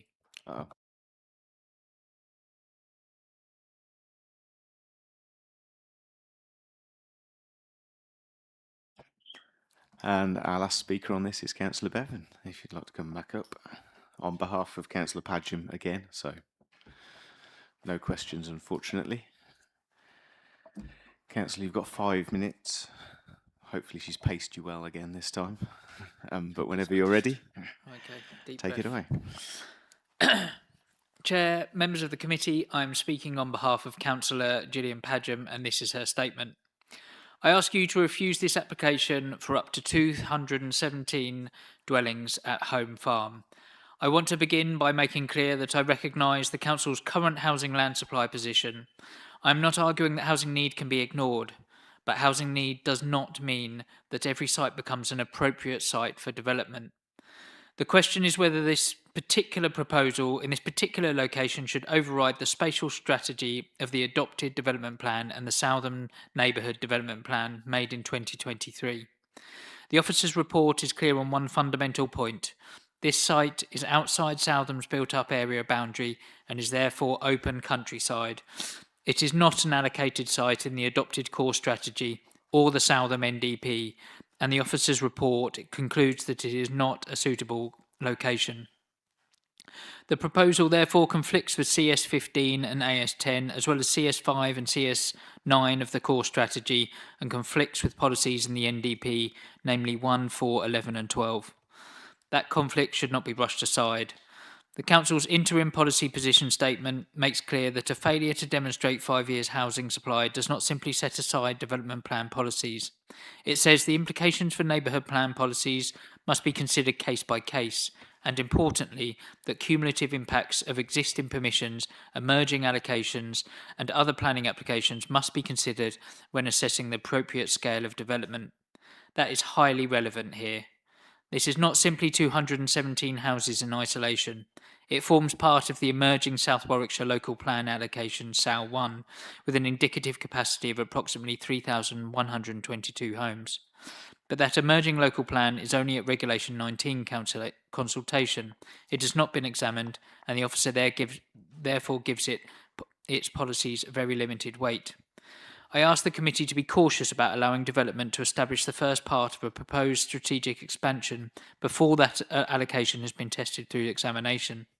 There is also a danger of circular reasoning in the planning balance. The 217 homes receive significant weight because of the housing shortfall. The highway application receives weight because it facilitates those homes, and the emerging allocation receives some positive weight despite the limited weight given to the emerging plan. We need to step back and ask whether those benefits really overcome the site-specific harm. The Council's own landscape officer has objected in principle. The case officer accepts that the character of the land would permanently change from an open agricultural field to built development and infrastructure, creating an urbanising effect. Moderate harm is identified with conflicts CS5, CS9, CS15 and AS10, and policies 1, 4, 11 and 12 of the Southern NDP. There is also the loss of agricultural land, including Grade 3A best and most versatile land, alongside Grade 3B. I ask members to consider that loss in the wider context of climate change and food security. England's first land use framework, published by the government in 2026, says that food security is national security. It recognises that land is finite, that climate change is increasing pressure on our food system, and that government intends to safeguard the best and most versatile farmland from permanent land use change, such as urban expansion. Once productive farmland is permanently built upon, that food-producing capacity cannot be recovered when we face drought, flooding, pandemics, war, or international supply chain disruption. Let me repeat, food security is national security. The NPPF requires economic and other benefits of best and most versatile agricultural land to be recognised. I believe that consideration deserves real weight in the planning balance. There is also the loss of archaeological remains considered to be of local or regional importance. I'm also concerned about the weighting given to housing benefits. Members, the housing land supply position changes the balance. It does not make an unsuitable location suitable. The proper response is to bring forward appropriate sites in the right locations, while the South Warwickshire Local Plan determines the future strategic growth of Southam through the proper plan making and examination process.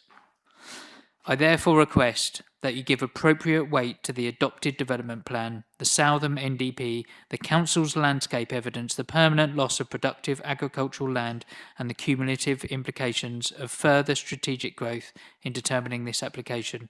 For these reasons, I ask you to refuse this application. Absolutely exactly the same time as last time. Amazing. Thank you very much, Councillor Bevan. Obviously, we can't ask him any questions.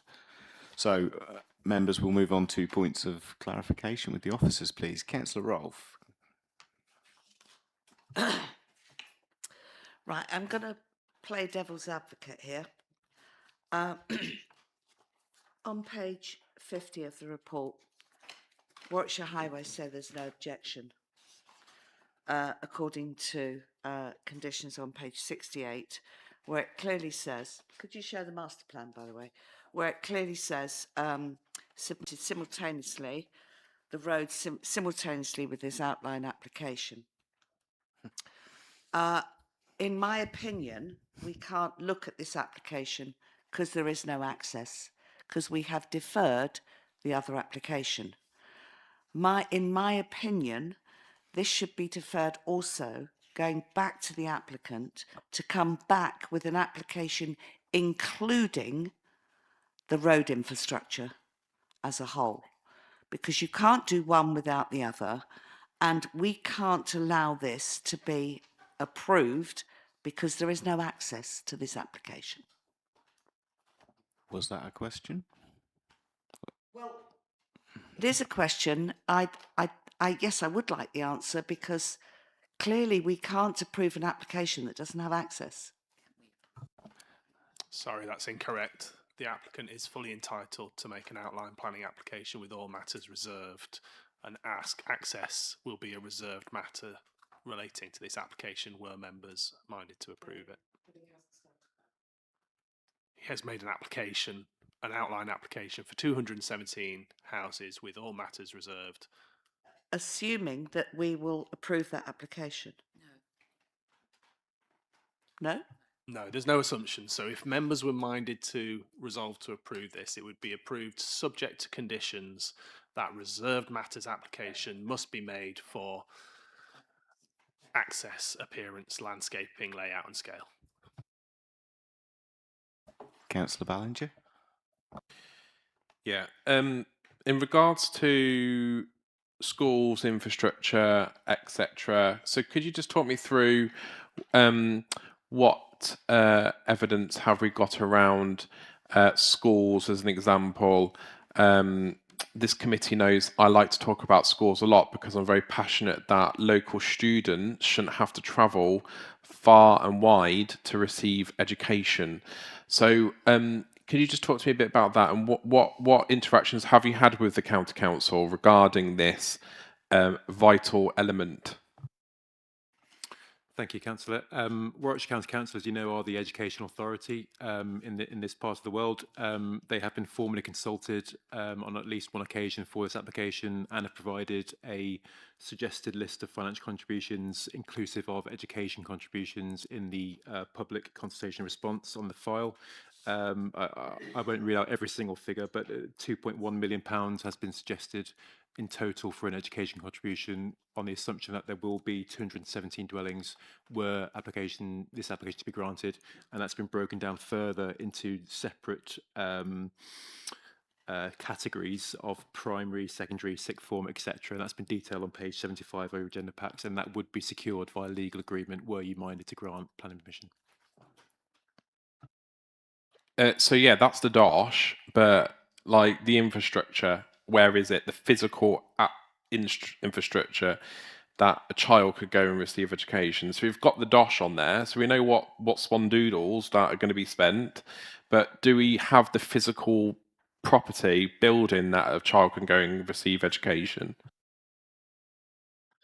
So with reference to the County Council's consultation reply, which is available on the Council's e-planning system, we know that the early years, secondary, post-16 and primary SEN provision would be made available through expansion of existing facilities. I don't have before me now what facilities those would be.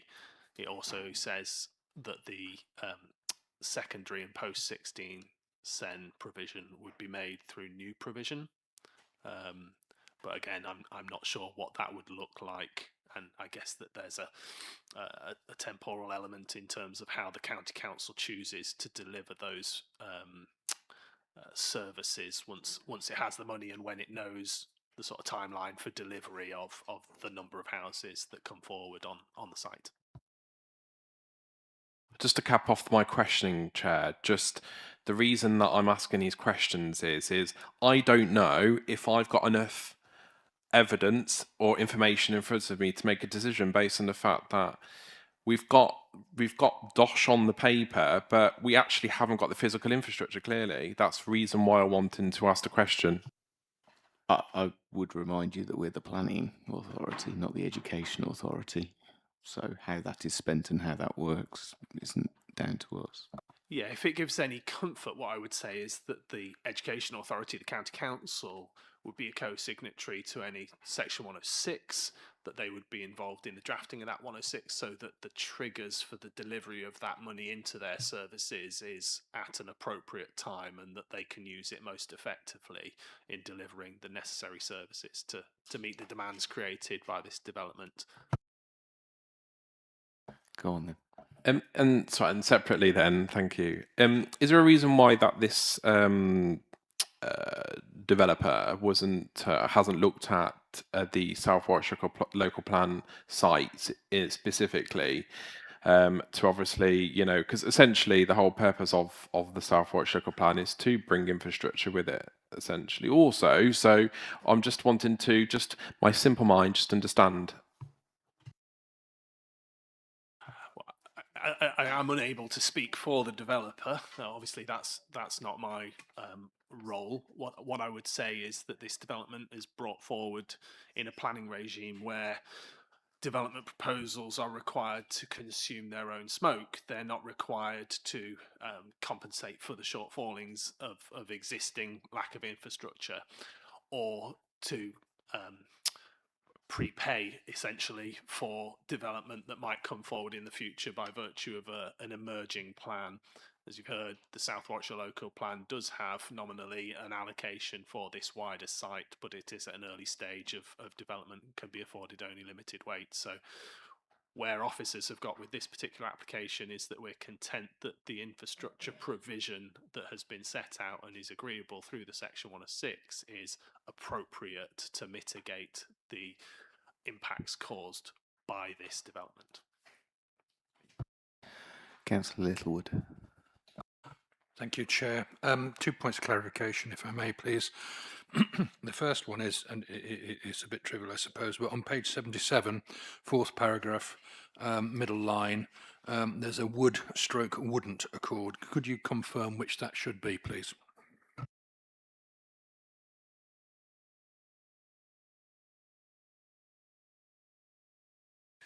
Thank you, Councillor.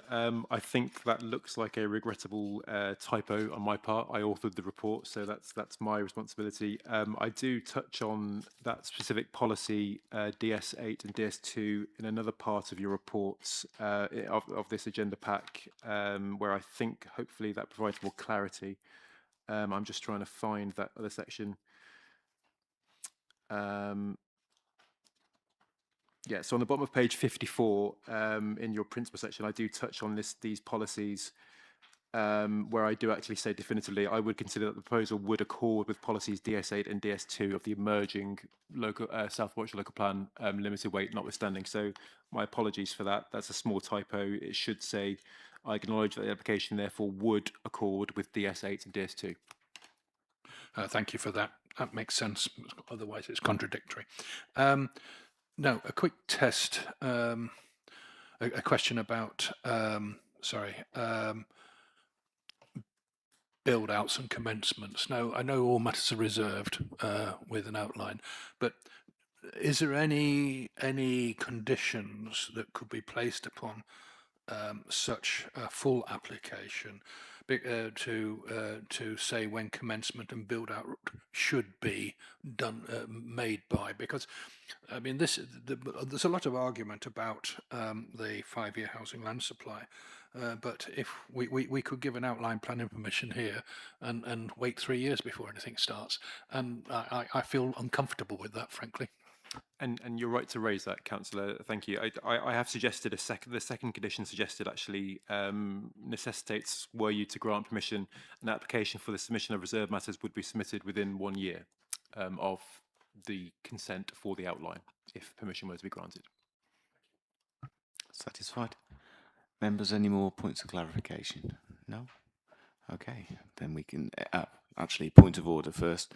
Unfortunately, Councillor Hench-Seraphine, as you left the room, during the question section you're not able to debate or vote on this now because you haven't heard all the information, you're welcome to stay sat at the table for the duration. I'm not going to make you go away or anything, but apologies, but that needed pointing out. Members, into the debate then. Councillor Parry, sort of tentatively. Well, I was hoping actually perhaps somebody else might, but obviously we've heard a lot about this this evening. We've also heard from the Town Council and representation from the ward member. It obviously is a very large site and will have a significant impact on Southam Town Council. However, we do have a very challenging situation with the 5-year housing land supply. The site is already identified in the emerging South Warwickshire local plan. And on that basis, apologies to Southam Town Council and all the residents, but I don't think we have any material planning reason to refuse this on the grounds of the newly published NPPF, which was published a couple of weeks ago, and in particular with our tilted balance on the housing land supply. This would help significantly. And the fact that at least we would have full planning need to come forward within 12 months following planning permission would give us a bit more comfort. And at the end of the day, I can't see a material planning reason with all the current situation to refuse. So regrettably, I'm going to be putting forward a proposal for grant in line with the officer's recommendations. Okay, thank you, Councillor Parry. Members, anyone else want to join the debate? Councillor Littlewood. Thank you, Chair. I think one of the things that concerns me about this application most is the effectively destruction of what is quite clearly from the photographs a productive site for agriculture, and climate change means that food production will come under a lot of pressure. In fact, we will see that probably in the spring because of the low production due to the drought and lack of water in the area.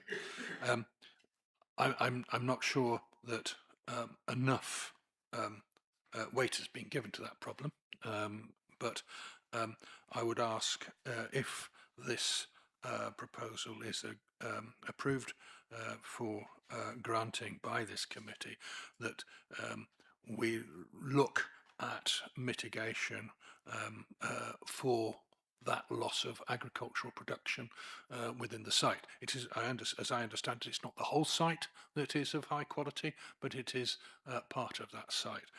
It would seem that to grant it without any sort of consideration for the agricultural production that will be lost would be contrary to what the sentiment certainly of this government currently and the NPPF is about. So those are my concerns. I'm still interested to hear what other members think at this point. Thank you, Councillor Littlewood. Councillor Ballinger. Yeah, I echo what Councillor Littlewood said about the land element, and the loss of that is huge, isn't it? You know, once you build on something, you can't unbuild. So, you know, once it's built on, it's gone. Just it doesn't seem right with me around this application itself, in particular. You know, from the land element, and also the fact that there's no infrastructure really currently within the town. We've heard from the town and the district and county councillor that is the case, and you know, it's a massive concern if you've got 217 houses up to. you know, where are those people going to, where's those kids going to go to school, you know, and that is a massive, massive concern of mine. And it's something that is really flawed in the planning process regarding nothing to do with us as an administration and a council, but it's just something that always gets missed is around this. And, you know, it's okay to say, oh yeah, there's spondoodles in there of millions of quid, but actually that means diddly squat to a kid who, you know, wants to and needs education. Just doesn't seem right with me. Also, we've got the Emerging South White Local Plan as well, and there's housing there. Why hasn't that been put within that, and why hasn't that been thought of there? You know, where we potentially have infrastructure. So for me, I'm just really uncomfortable about this, and I just want to hear what members are saying at the moment. Thank you, Chair. Councillor. Oh, sorry. Yes, Councillor Rolfe. Apologies. Thank you. No, thank you, Chair.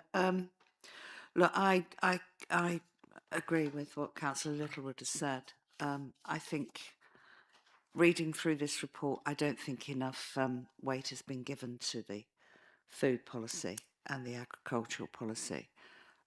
We are living through some serious climate change issues at the moment. And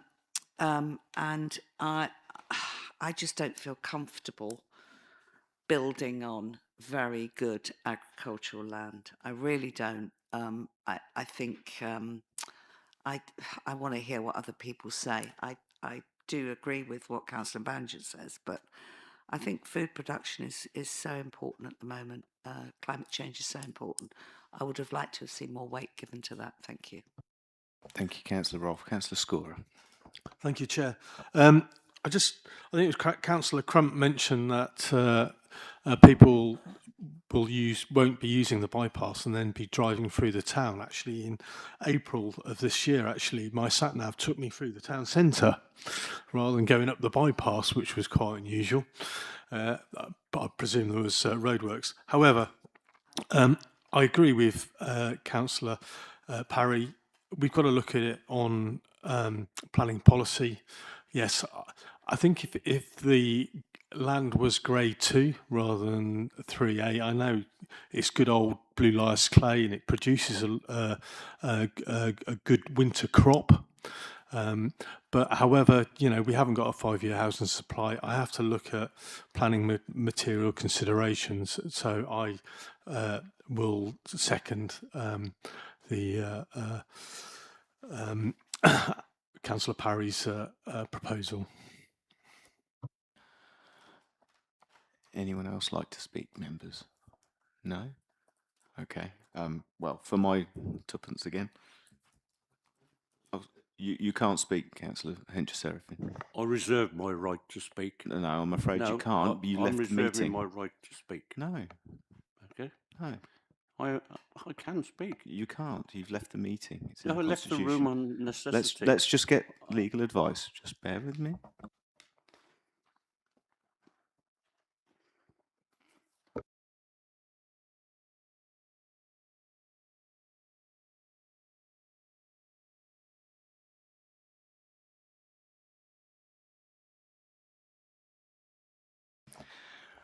Councillor Hencher-Seraphin, you are allowed to speak, but you're not allowed to vote. That is the advice that I've just received now. Okay. Thank you. I think the loss of agricultural land should outweigh this application. Whether it's low grade, good grade, on low grade you can grow any root crop. We are in a desperate situation where we are not growing enough food in this climate. And that's my point, that we're not looking at that enough. Okay, thank you. Thank you, Councillor Hencher-Seraphin. Of course, David. Just on this particular topic, I'd like to draw members' attention to the paragraphs on page 77, which directly address the loss of agricultural land.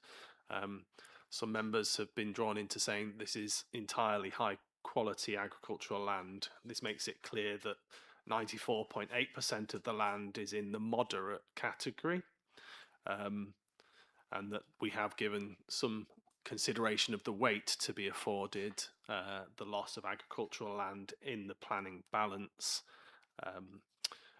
And in that context, I think that the advice in the new NPPF is clear that this is not going to be in officers' view, a matter which outweighs the benefits which have been identified. Thank you, David. Okay, any other members will go around the table based on what we've just heard from officers, no? Okay. So, given we've protracted things a little and that there's a proposer and a seconder, I'm kind of happy to take this to a vote at the moment without any further debate. So we have a proposal to grant 25003460 OUT from Councillor Parry, and that's been seconded by Councillor Scorer. Okay, so with the condition in accordance with the officer's recommendation and the update sheets, which, yeah. So on that basis, we have a proposer and seconder. So can I see a vote for all those in favour of granting, please? 5, Chair. Thank you. And all those against? 2, Chair. And abstentions? 1, Chair. Thank you. So, committee resolves to grant application 25003460 OUT, home farmland off A423 in Southam. Thank you. So we'll take 2 minutes break while the officers swap their laptops around.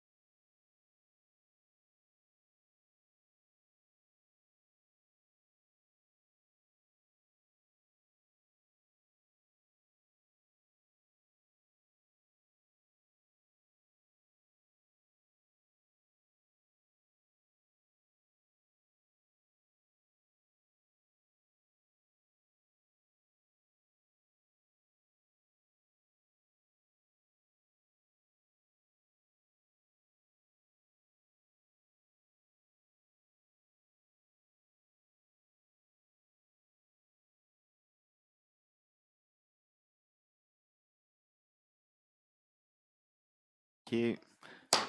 Welcome back, everybody. Right, on to our third application for the evening. Before we do, Councillor Ballinger. Thank you, Chair. Just at the start of this, in the terms of the agenda items, I declared that I had visited the site and I own an EV car. But I didn't declare if I came with an open mind. And I'd just like to clarify, sir, for the benefit of everybody watching and the committee, I do come with an open mind, Chair. Thank you. That's splendid. Thank you, Councillor. Okay, then. So the next application is 2403145 FUL, petrol filling station, 95 High Street, Bidford-on-Avon. Yeah, it says Ulster. Okay. Anyway, our presenting officer is Stuart McIver. So, Stuart, when you're ready. Yeah, thank you, Chairman. Good evening, everyone.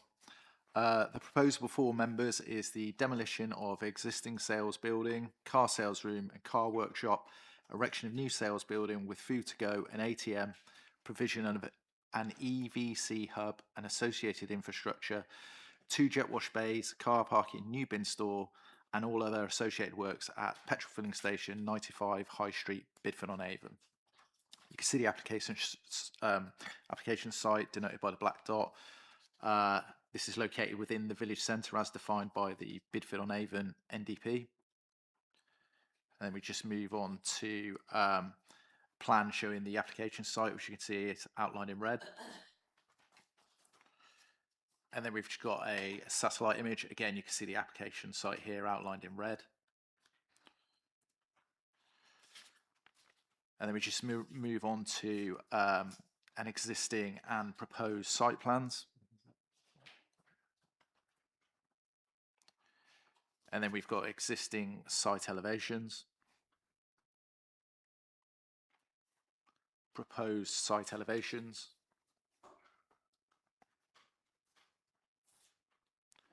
and then we've just got the proposed sales buildings elevations, proposed sales building layout, proposed EV canopy and jet wash plans,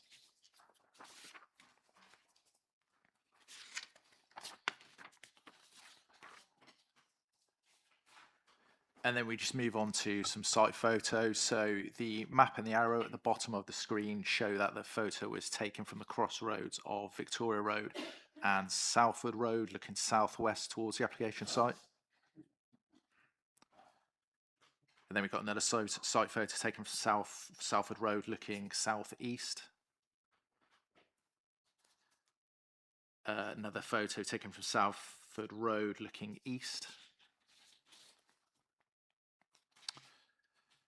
And then we've got some photos taken from Salford illustrating the existing car sales.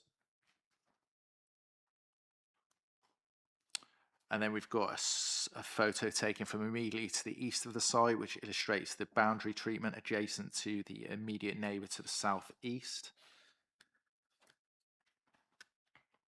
And then we've got a site photo taken from the east of the site, which again illustrates boundary treatment adjacent to the immediate to the neighbour to the immediately to the east.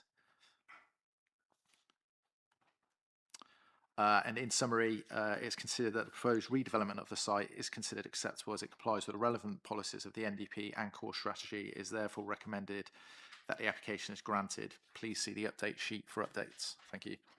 Thank you, Stuart. Okay, so we have some speakers on this, and first up is, forgive me if I say it wrong, but Ellie Ugalus from Bidford-on-Avon Parish Council. Hello, I know you've been a number of times before. Hold on. Before I start, is it possible to find out those photographs that have been shown, who took them and at what time of day? That's perhaps something we can pick up later in points of clarification. So, okay. So you've got 3 minutes. Yep. Have you got any slides this time? Yep. No. You have got slides. No, I haven't. No, I'm just going to read. Okay.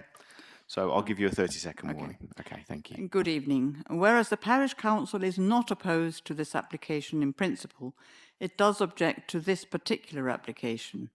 As can clearly be seen, the petrol station is situated in a congested area in the B439, which is why the Parish Council requested a detailed traffic modelling be carried out. Although the application address shows it to be 95 High Street, it should be noted that it fronts the B439. It may not necessarily be obvious when viewing online, and in this case, local knowledge is invaluable as users can testify to a number of traffic issues that need addressing.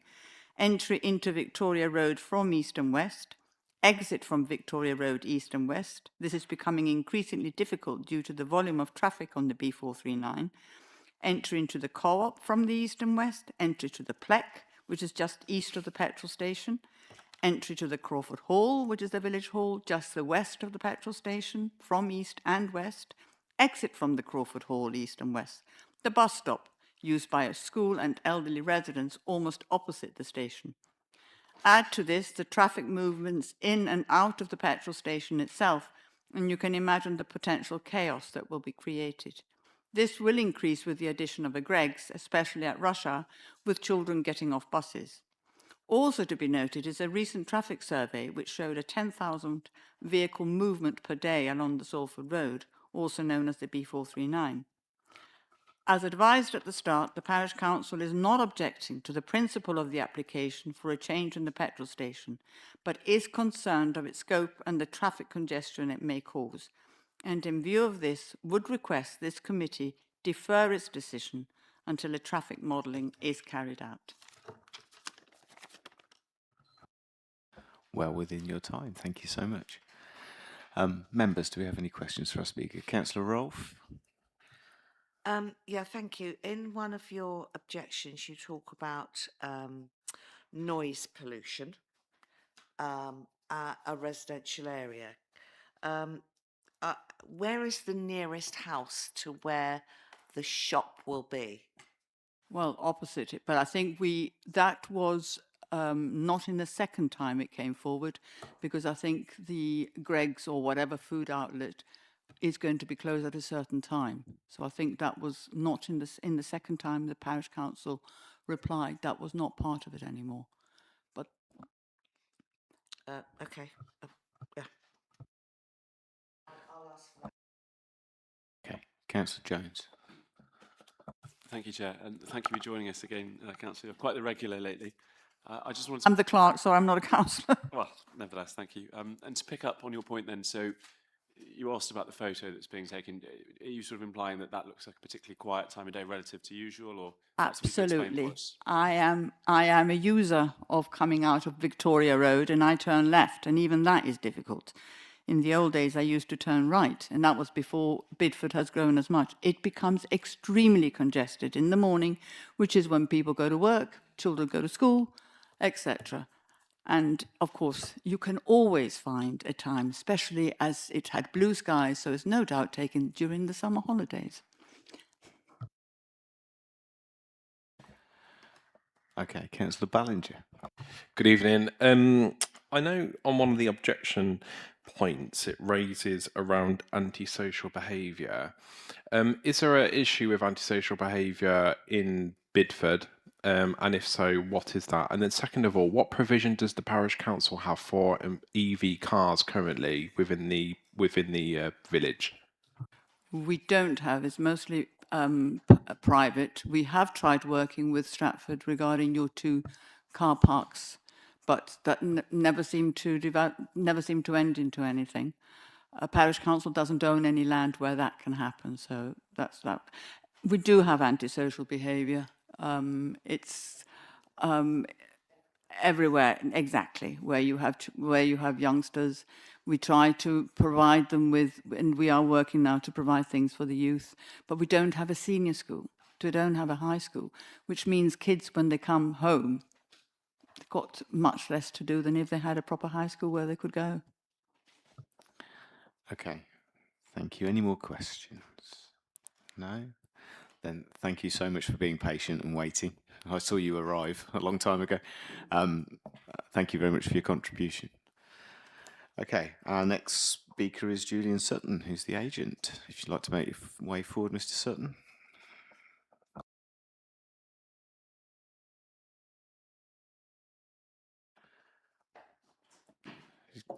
So right hand button, perfect, thank you. You will have 3 minutes. I'll give you a 30-second warning whenever you're ready, carry on. Brilliant, thank you, members. This, the application site has historically been a garage for many, many years. It's been a garage for more than 50 years. And so the current application before you tonight is simply the ongoing evolution of this site in terms of improving facilities for customers and local residents. And specifically, as you've heard, the existing, what is a small, poor quality shop on the site is to be replaced with a modern sales building with a modern food-to-go facility, new EVC charging hub, car care facilities to bring the site up to modern standards.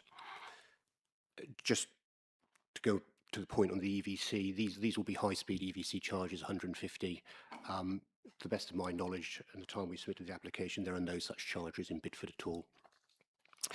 So the applicant, MFG, is very keen to invest in this site, is keen to invest in Bidford, is keen to bring the EVC chargers to local residents, people of Bidford, and it's keen to create local jobs. You have before you a very detailed officer's report, which confirms that this proposal complies with all of your local development plan policies. I'm sorry for mentioning it, but obviously we have a new MPPF. As you may well be aware, that policy S4 of that document says that proposals inside settlements, such as this, should be approved unless the benefits are substantially outweighed by the impacts. Policy E2 also says that substantial weight should be given to the economic benefits of commercial development that enables businesses to invest, expand or adapt.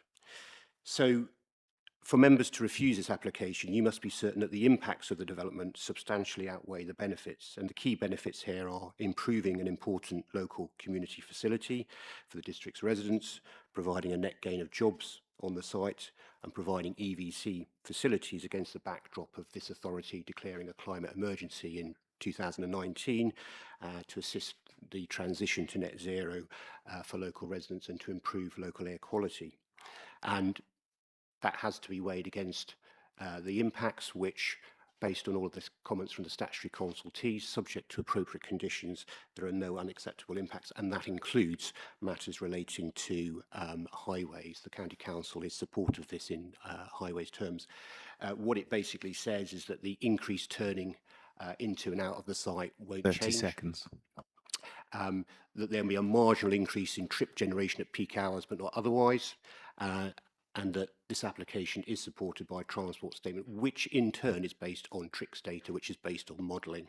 So effectively concerns on the overall traffic on the road should not be impacted by this proposal. Effectively, it's a like-for-like development to improve the existing facilities.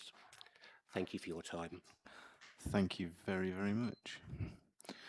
Does anyone have any questions for Mr. Sutton? Councillor Parry? Hello and good evening. Thank you for waiting. I'm just interested to know, are there plans to put in place a construction management programme in order to facilitate the full operation of the petrol station to villagers and also for the delivery of materials to implement the plans if we were minded to grant this evening? Yeah, I was just checking the list of conditions. I don't think there is one, actually. I mean, construction management plans are very, very common. MFG, as you may be aware, is the largest private owner of petrol filling stations in the country. It's got 1,400 sites. It is constantly redeveloping its sites, so it is very, very experienced in that. It has no wish to upset, when we redevelop sites, we have no wish to upset our neighbours because quite frankly, it's not good for business. So a condition in respect to construction management would not be uncommon and the applicant would have no objection to that. Councillor Littlewood. Thank you. Yes, 27 years ago, I was a resident of Bidford. It was a busy site then, and I know it continues to be so. I have just a very quick question with regards to the net gain of full-time equivalent roles.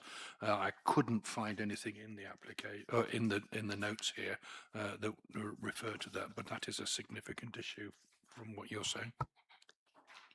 Yes, I think it's in there somewhere. If I just explain what the net difference in jobs is. So obviously there are 3 businesses on the site at the moment. So the petrol filling station that has 3 full-time jobs at the moment and 2 part-time jobs, which is 5. There are 2 full-time jobs associated with the car workshop and 2 with the car dealership. Obviously, those latter 4 jobs, will obviously be extinguished. Well, will move elsewhere. I shouldn't say extinguished on the site. And then the full-time equivalent on the site, the full-time is 9 and the part-time is 4. So there is for the petrol filling station, there's +8, plus you take off the 4. So overall, it's +4 jobs on the site. But I would, just in terms of the business that will be relocating, it must be said that the lease on that business is up next year. So it will have to move in any event. Okay, Councillor Ballinger, next, please. In terms of the EV units themselves, are they going to be universal, including, can you just clarify in terms of what ports there'll be? Would CHAdeMO be on there? Would sort of what specific part points? And then second of all, of just separate to this, like, I mean, obviously, you know, it's obviously said that they will be going, but are they being supported by the your applicant? Dealing with the latter point first, I don't know is the short answer. We did when we submitted this application as part of our information, we did obviously look at available. So this is obviously now somewhat out of date, but at the time that we submitted the application with the information we submitted, we did obviously look at all of the available space in Bidford and the local area, as well as the existing car workshops in the area. I think it's about 14 on the industrial estate. But whilst there might not have been any, at the time we submitted the application, anything within the immediate locality, there was plenty of suitable workspace that was available at the time elsewhere in the slightly wider area. In terms of the EVC, as I say, they will be the high-speed chargers.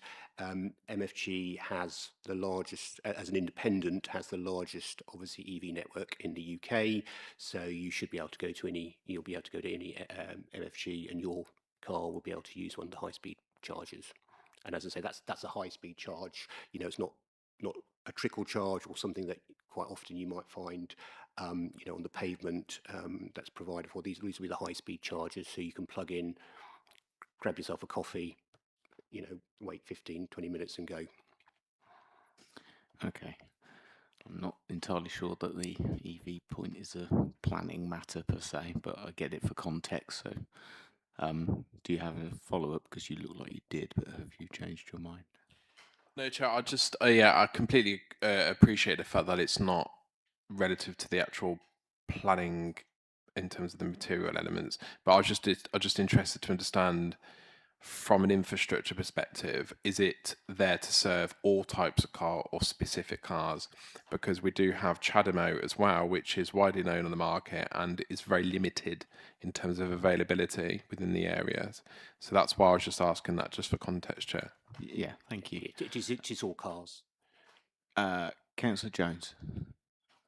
Thank you, Chair, and thank you, Mr. Sutton, for coming along and for waiting for so long. My question is more of a follow-up to Councillor Littlewood's question, really. So one of the third-party representations talks about loss of local business and jobs. And I just wondered, with MFG's usual model, I know it's typically franchised, is it usually that a set of local people would end up having the opportunity to take those roles, or is there a sort of almost like a waiting list of people who want to take on some of these sites, and might that person not end up being from Bidford in the end? Or No, I mean, obviously there's going to be new jobs on the site, net gain of jobs on the site. Generally, obviously, MFG will take people from the local area because that makes sense, because they can easily get to the site because things happen and shifts change. So no, the intention is always obviously try and employ locally wherever possible. Okay, any more questions? No? Okay, then, Mr. Sutton, thank you very much for your time this evening, and thank you for being patient as well. Thank you. Members then, points of clarification for the officers. Does anybody have any? Councillor Rolfe.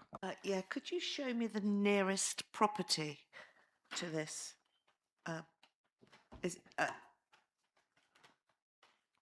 got the map here. There. Was there an objection from that people in that live in that property, as far as you're aware?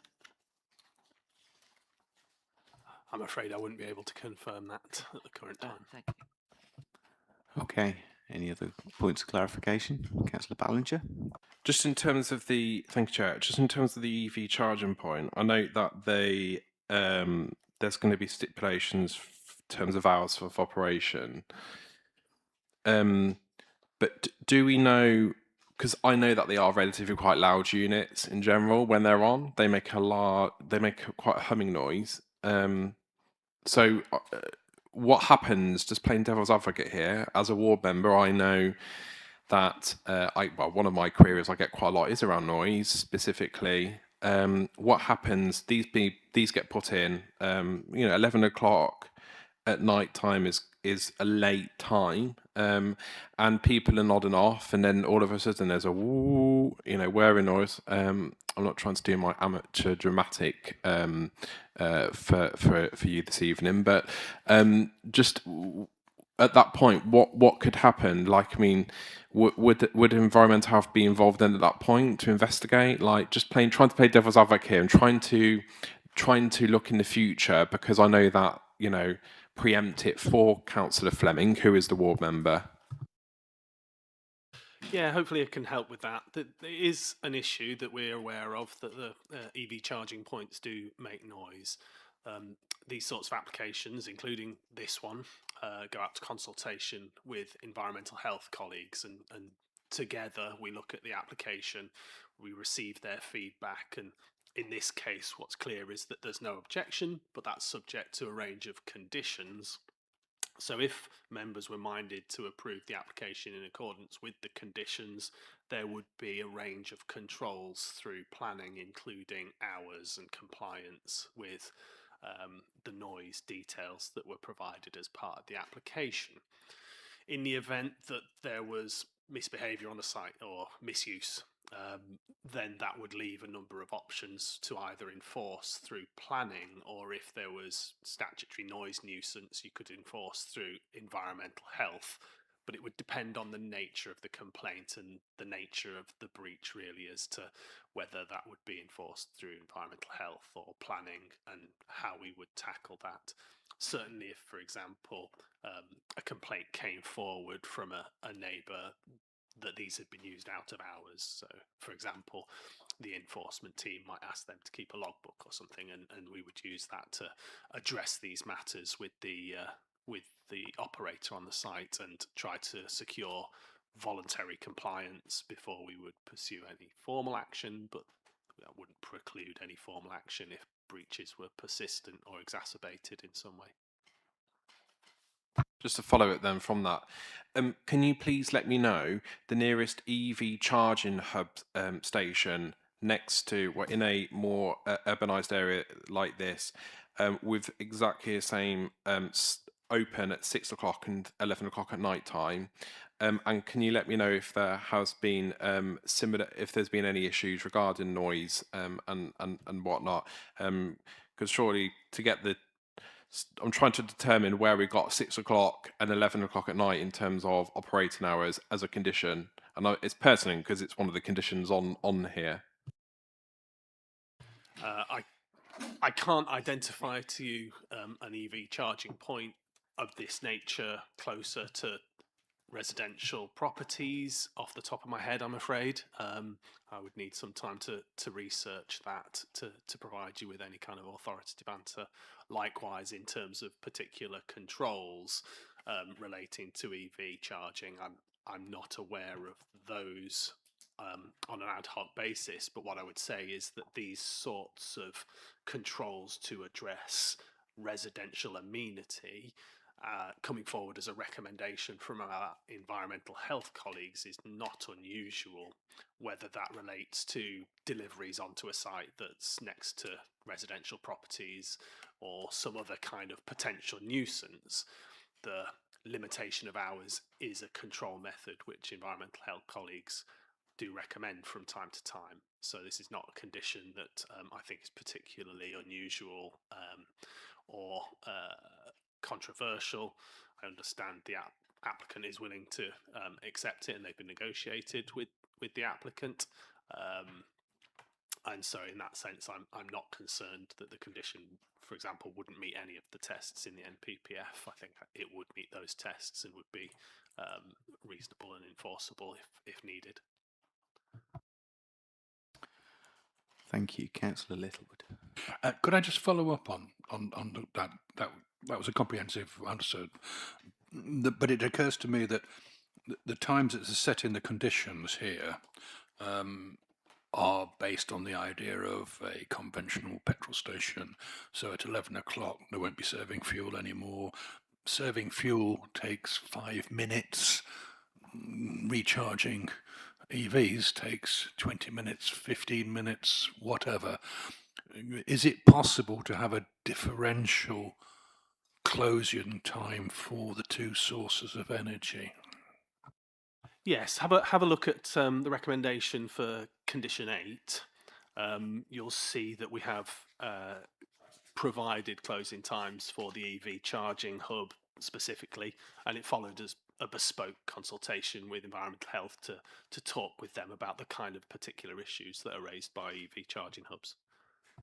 Yeah, could I just follow up on that? Yeah, I appreciate that that's there, but what I'm trying to say is conventionally it takes a few minutes, literally 2-3 minutes to fill a fossil fuel vehicle.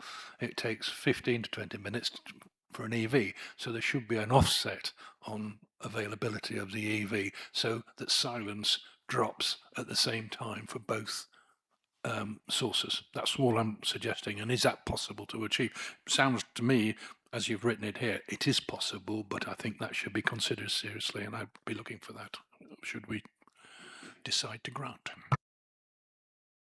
I think, yeah, I understand where you're coming from, that people who come to charge their car at an EV charging hub may wish for the car to sit there for 20 minutes. But with the conditions we've worded here, as before members for consideration, if they arrived, for example, at 10:55, they could not charge their vehicle for more than 5 minutes.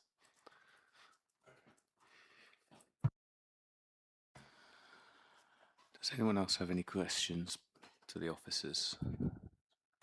Councillor Ballinger. Sorry, Chair, I know you might raise this, but I appreciate the time here, and it's 9:15, and I didn't know if you wanted to, some sort of vote to see if you wanted to carry on with the.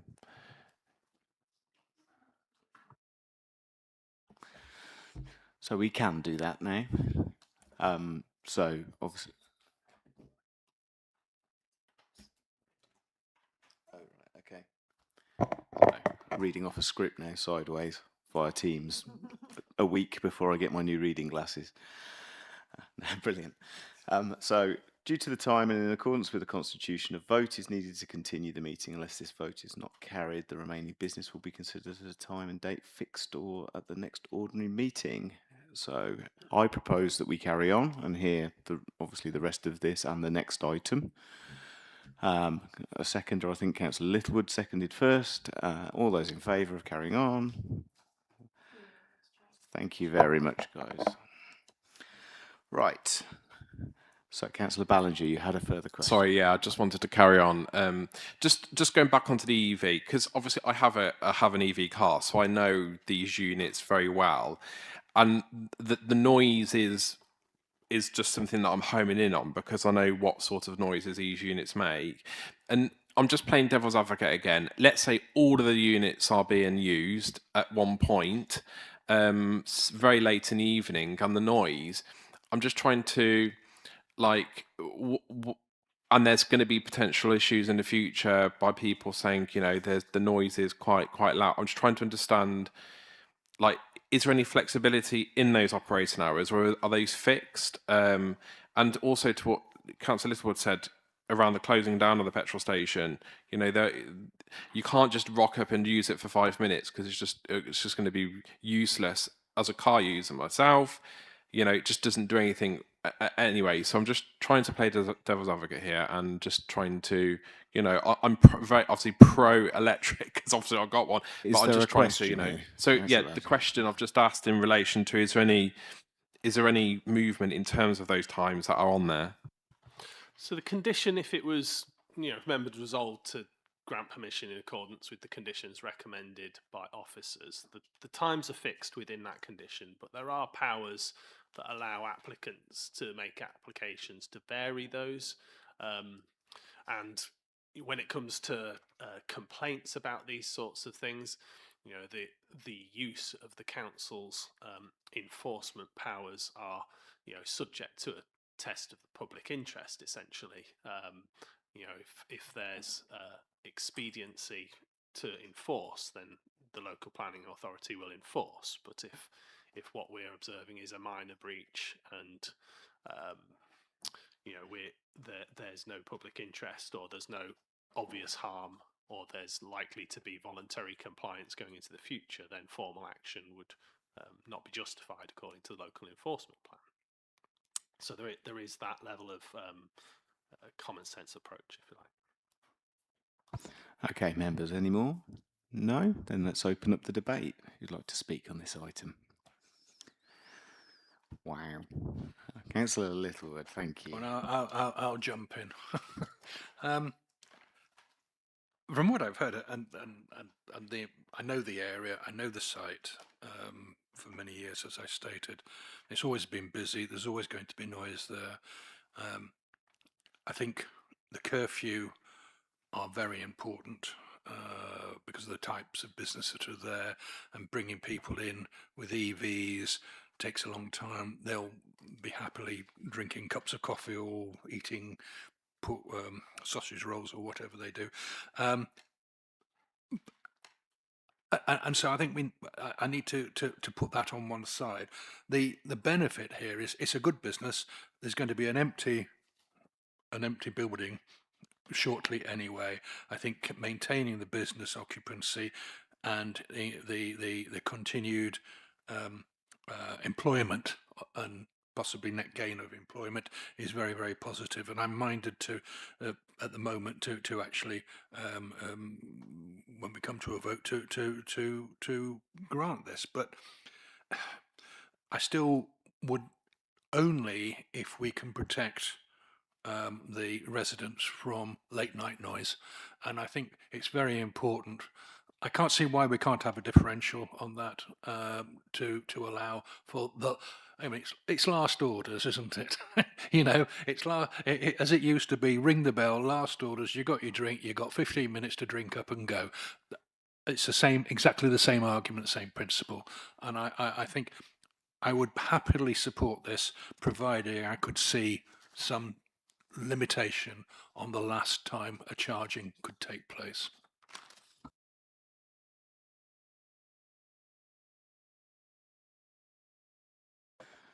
Anybody else like to speak? Councillor Adam, hello. Thank you, Chair. Yes, no, I appreciate the concern. I'm glad we've kind of gone through the details of it. I think from my point of view, hearing from the officers on the bespoke nature of the work that's been carried out by both the planning officers and the environmental health officers, that gives me sort of comfort that this is being considered practically and with a view to what the future might hold, let's say. I suppose, I mean, I don't know much about these charges myself, but whoever lives next door to the petrol station currently lives next door to a petrol station, and I would imagine there's a degree of comparable impact there. So I suppose, without going into too much more detail, we've had the response from our officers. It's in line with what we've got, and also just the minor point of looking at the report with regards to the traffic movements, it does seem to be a very marginal impact, notwithstanding the concern from the parish council. So on that basis, I'm happy to propose that we just go along the officer's recommendation. Is that including some change in agreement to the EV charging time? So, Just for with- instance, to 10 p.m. or as it's currently written? Yeah, I mean, in terms of that, my understanding, for my disclosure, I have a hybrid car, so I do charge it. I've never used this type of charger, or a public one like that. But my understanding is that would be the lock-off time. So you could start any time before then, but it wouldn't go past then. That's my reading of the condition. So essentially, the time that the petrol station shuts and stops serving petrol is the time that the machines stop charging your car. So on that basis, I essentially I don't want to deviate from the recommendations of the officers because they know more than me. So I'm not against the idea of reducing the time, but that's not really sort of my input. Thank you. So we've got a proposal from Councillor Adam. Councillor Ballinger. Thank you, Chair. Yeah, I mean, I know this area extremely well. Travel through it a lot. I know Bidford extremely well. The actual centre of Bidford. You know, the good thing about EVs are dwell time. People can go and walk around and go into the town, visit local facilities, and you know, it will obviously have on-site facilities as well with the Greggs. So if you're partial to a sausage roll or two, then happy days for you. My concern around the EV charge, again, I'm a user of an EV charger, and you know the noise element. I think the report has been written well. I think the conditions are you know akin to you know being respectable in terms of it, but I do want to you know suggest going with the and go with the officer's recommendation, but I do my query is around the lock off time with the charging. So my proposal is that you know we go with the officer's recommendation, but we look at having the EV chargers an hour before closing than the actual station itself. So having it closing at 10 o'clock in the weekdays, and then at 9 o'clock on a weekend, which I think that's respectable, and also it then gives the operators of the site then time to obviously, you know, if you're charging your car up and then, you know, it's not as easy as just to kind of like go, well, let's look at the time. I've got to like unplug it now. If it's on a cycle, so that's what my proposal is, Chair. Slightly different to Councillor Adams, but that's what mine is. Councillor Scorer.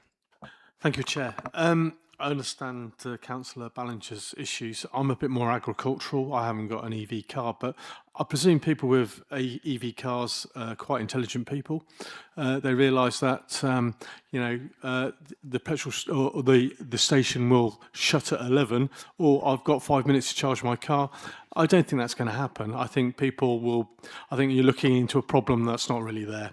So I'm happy to second Councillor Adams' proposal with the officer's recommendations. Thank you.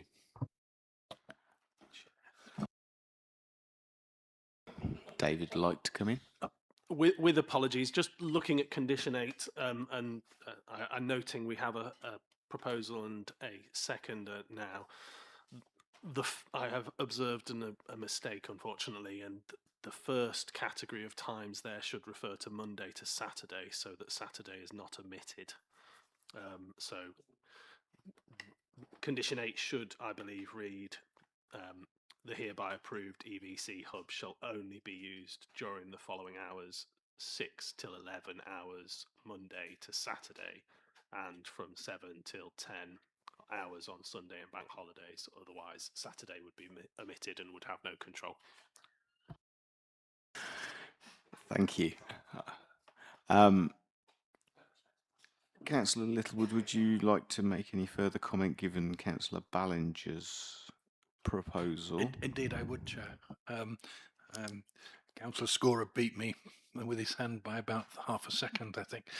Otherwise, I would be seconding Councillor Ballinger's suggestion, which I think is eminently sensible, and I don't see why anybody should worry about that.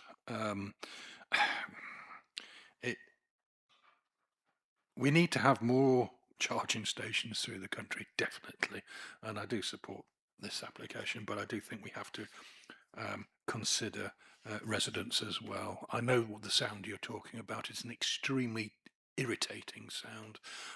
In a rural environment, sound travels a long way, and so I would support and second the amended times as suggested by Councillor Ballinger. Okay, thank you. So we have two proposals on the table. The first one was from Councillor Adam and seconded by Councillor Scorer, which was as per the officer's recommendations with the amended conditions that was suggested by David earlier. Then we had the further proposal, which was suggested by Councillor Ballinger and seconded by Councillor Littlewood. So I believe that I have to hear the first one to be seconded first. There must be a better way of putting that. So, first then, members, if we're all done debating, we'll hear the proposal, which is to grant 2403-145 FUL in line with officers' recommendations, subject to the amended condition. So, all those in favour?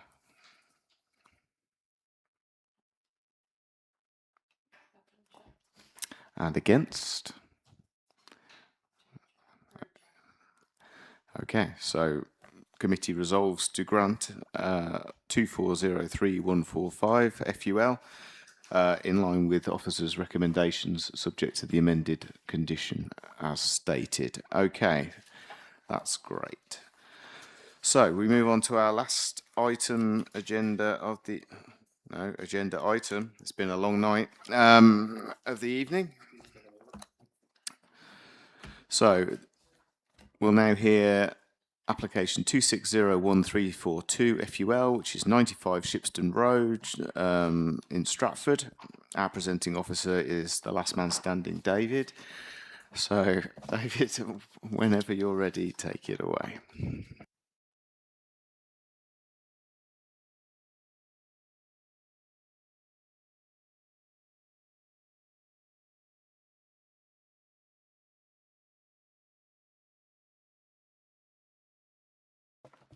Councillor Henshaw? Yeah, I have to leave now.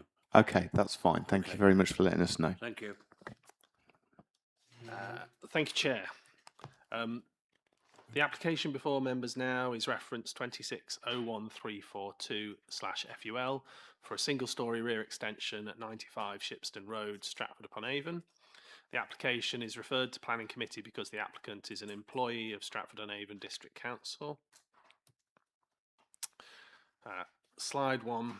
The site is a two-storey mid-terrace dwelling located on Shipston Road within the built-up area boundary of Stratford-upon-Avon. As members can see from the location plan, the property benefits from off-street parking to the front and a private rear garden. The site lies within flood zone 2, but it's not subject to any other significant planning constraints. There's no relevant planning history associated with the proposal. Oops, sorry. There's a close-up plan of 95 Shipston Road with its adjoining properties. This slide shows plans and elevations of the existing property and its rear garden. Members will note the presence of an existing conservatory at the rear of the dwelling.